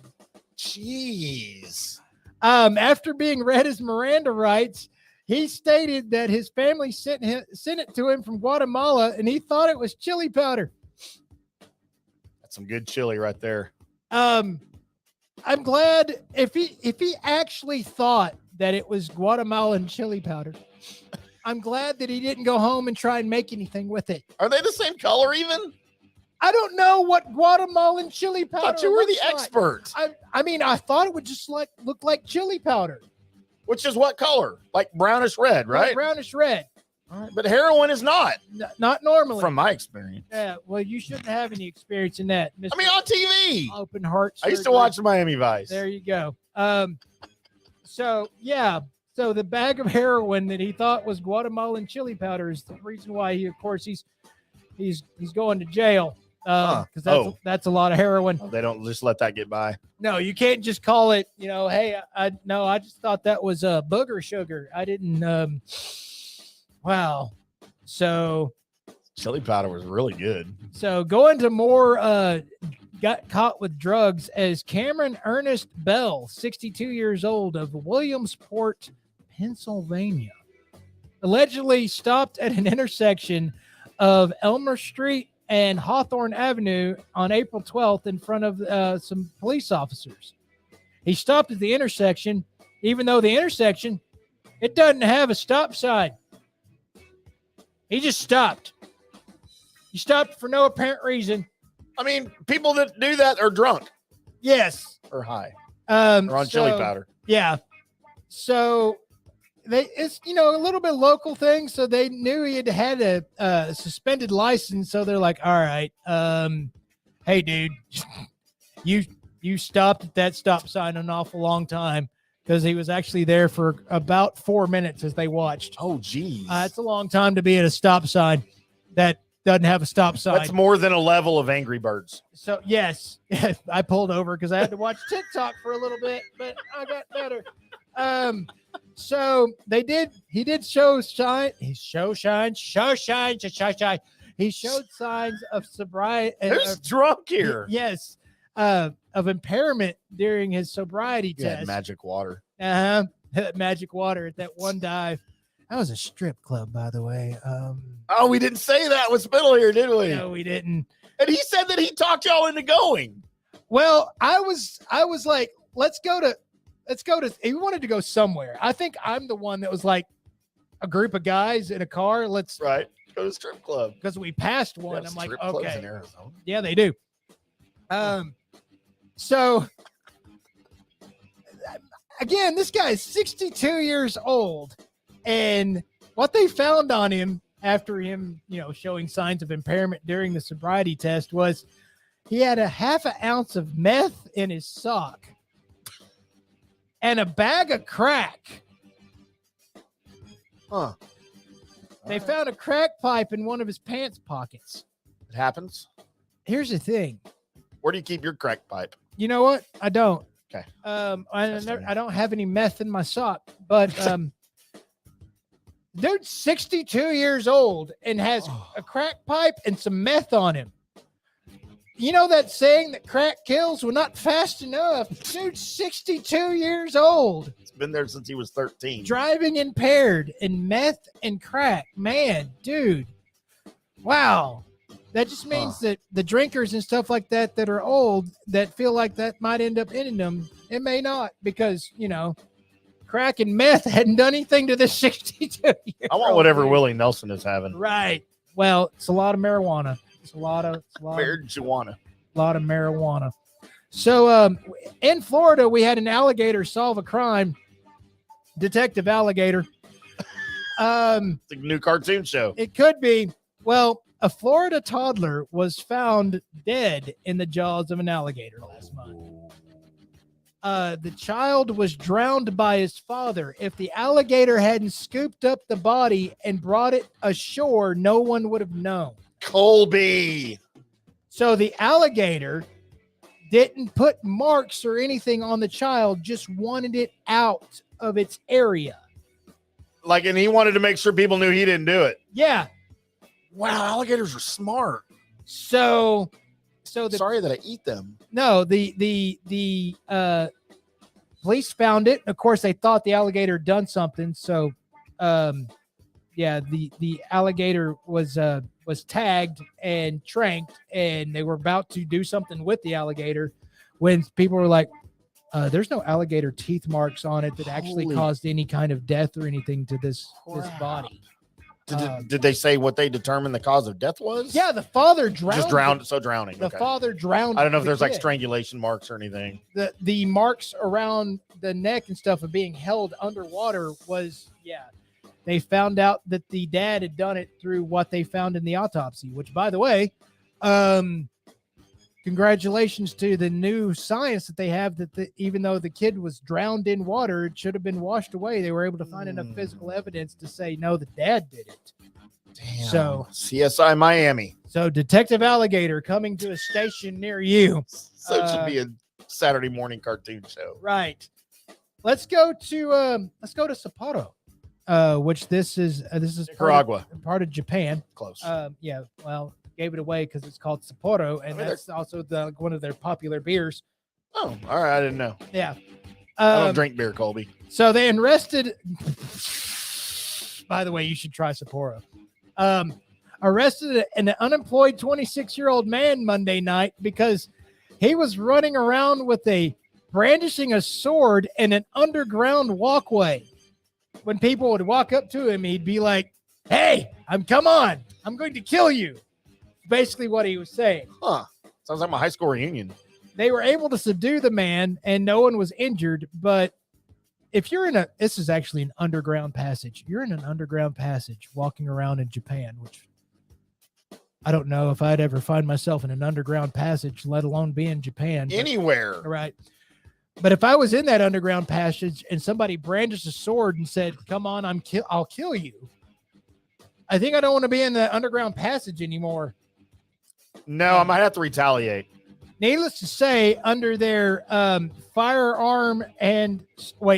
sword and firearm control law, it's so bad in Japan that along with firearms, they have to also include, so you know it, written in the law, sword and firearm. Huh. But yeah, they were able to subdue him, and he's now going to jail because of that law. But I just don't want to be in an underground passageway and run across dude with a sword. No, ever. So, especially in Japan, yeah. Hey, do you remember your story about the school zone and the guy that flipped off the other guy? Very and all well. that kind of stuff. I may have found him.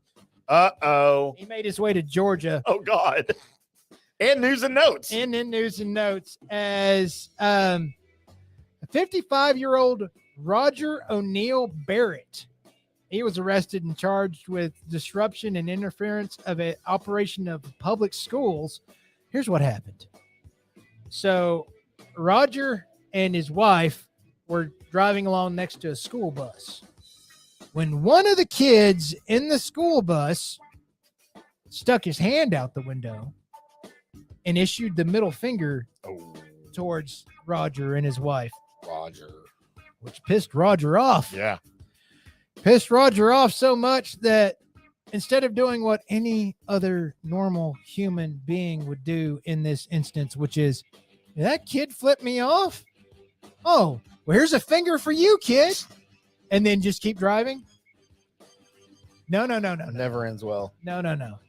Roger pulls in front of the school bus, causing it to stop, gets out, and holds the whole school bus hostage until the kid that flipped his wife off apologized, and he was able to get the kid's name and number. Jeez. I mean, that's better than brandishing a weapon. True. Maybe he didn't have maybe his wife told him he couldn't take his firearm onto the school bus. You can't take your 9mm with you. No, you can't go shoot the to kid. A school bus. Roger. I mean, but I can't stop you from stopping the school bus and getting out because, you're Roger, and I mean F. You've done it before. Right. Damn it. So he held this school bus up for about 20 minutes until finally, of course, the bus driver was calling police and being like, I can't, I'm not. And also there was a lot, and that kid's not standing up. Nope. No. Right now you're mad at everybody. As soon as I stand up, you're just mad at me. Yep. I don't think so. Deflect a little bit. I think I'm going to keep this barrier in between me and you. So I bet other parents were not happy about that when they found out. They weren't. So he is now, of course, if he's in jail. Yeah, I might press charges as a parent. Yeah. Because I don't, especially nowadays. I mean, or any days, but right now, I don't want anybody near that's not supposed to be near the school bus. I don't want anybody. And if his there. wife is anywhere near hot, I might want to date her while he's in jail. And finally, we just had one of the radio station's best on, and Gavin Spittle. Yes. So we're going to radio station news. Is KTLA, the news tower in Hollywood. Man scaled the news tower. Oh. And by the way, there's a certain level of a radio tower that you don't want to be anywhere near because it's electrified and will kill you. Yes. Apparently 30 feet up is not, you don't have to worry about it because that's where he was. He was protesting on the tower. By the way, police were called. They brought out a landing pad for him to land on if he jumped. Oh, jeez. It was nowhere near where he could possibly hit, by the way. 80 feet away. Yeah. There was jump over here. Yeah, make it if you can. We dare you. So, but his sign kind of befuddled me, as his sign said, "Free Billie Eilish." I wasn't aware that she was captured. Does she normally charge? Yeah, right. I couldn't find anything on the news, people going after or capturing Billie Eilish. Billie Eilish. Oh, I see a sign of the man. Yes. Huh. But nobody knows why she was held captive. Yeah, or why she should be freed. The other side of his sign, his handwritten sign, there was another message on the back. Said MK Ultra sex slaves, Donald Marshall clones. Oh, I've been there. So I'm guessing that methamphetamines and that crack pipe that the other guy had in his sock was an often thing for this guy. Yeah. He did say, by the way, that once they put out the landing pad for him and there was nowhere near him, he did holler down, "I'll be down in 20 minutes." 4 hours later, he actually came down, but he didn't jump and land on the poof thing. The only thing the poof thing. We have video. I don't think it. Yeah, I mean, do you want to show the video before we get out of here? It'd take too long to download it. All right, then. Just take it from me. The supposed place where he to jump to was nowhere near where he could actually make right? it. No, it's not. He was dying if he was going to try and make it to that thing. It's not anywhere close. It's really These not. might be the worst first responders I've ever seen in my life. Hey, come over here, dude. There's like animals in the animal kingdom that aren't making this jump. I'm talking like cheetahs or Michael Jordan. Michael Jordan from Space Jam. Nobody's making this jump, okay? No, I guarantee you what happened is all the first responders showed up, the firemen, they're getting the poofy thing out, Yeah. And the one guy looks up and he recognizes him. Yeah. And he tells the other fireman, he's like, "All right, look, I know this dude. He's nuts, and I'm sleeping with his wife. Right. Let's just let him die. See if he can make this jump. See if he can make the jump. We'll But get it on video." I will say this, though. If you're going to go do this and do something crazy like this to draw attention to something, how about draw attention to something that means something? Billie Instead of Eilish. Free Billie Eilish. Like free Billy Idol. Like that would have been better. Well, I mean, Eilish, she's actually one of the best pop stars that I don't I've know who seen in she a long is. ass time. I don't really know who And she is. she's really good at what she does. She hot? Actual musician, actual great singer, actual everything with great songs. Awesome way to be as a talented artist. I'm gonna have to check her out. You're gonna have to. So that's news and notes, everybody. That is news and notes, and that is also the Colby Sapp and IndyCarTim show right here on FanStream Sports. I'm IndyCarTim. That is, of course, the aforementioned Colby Sapp.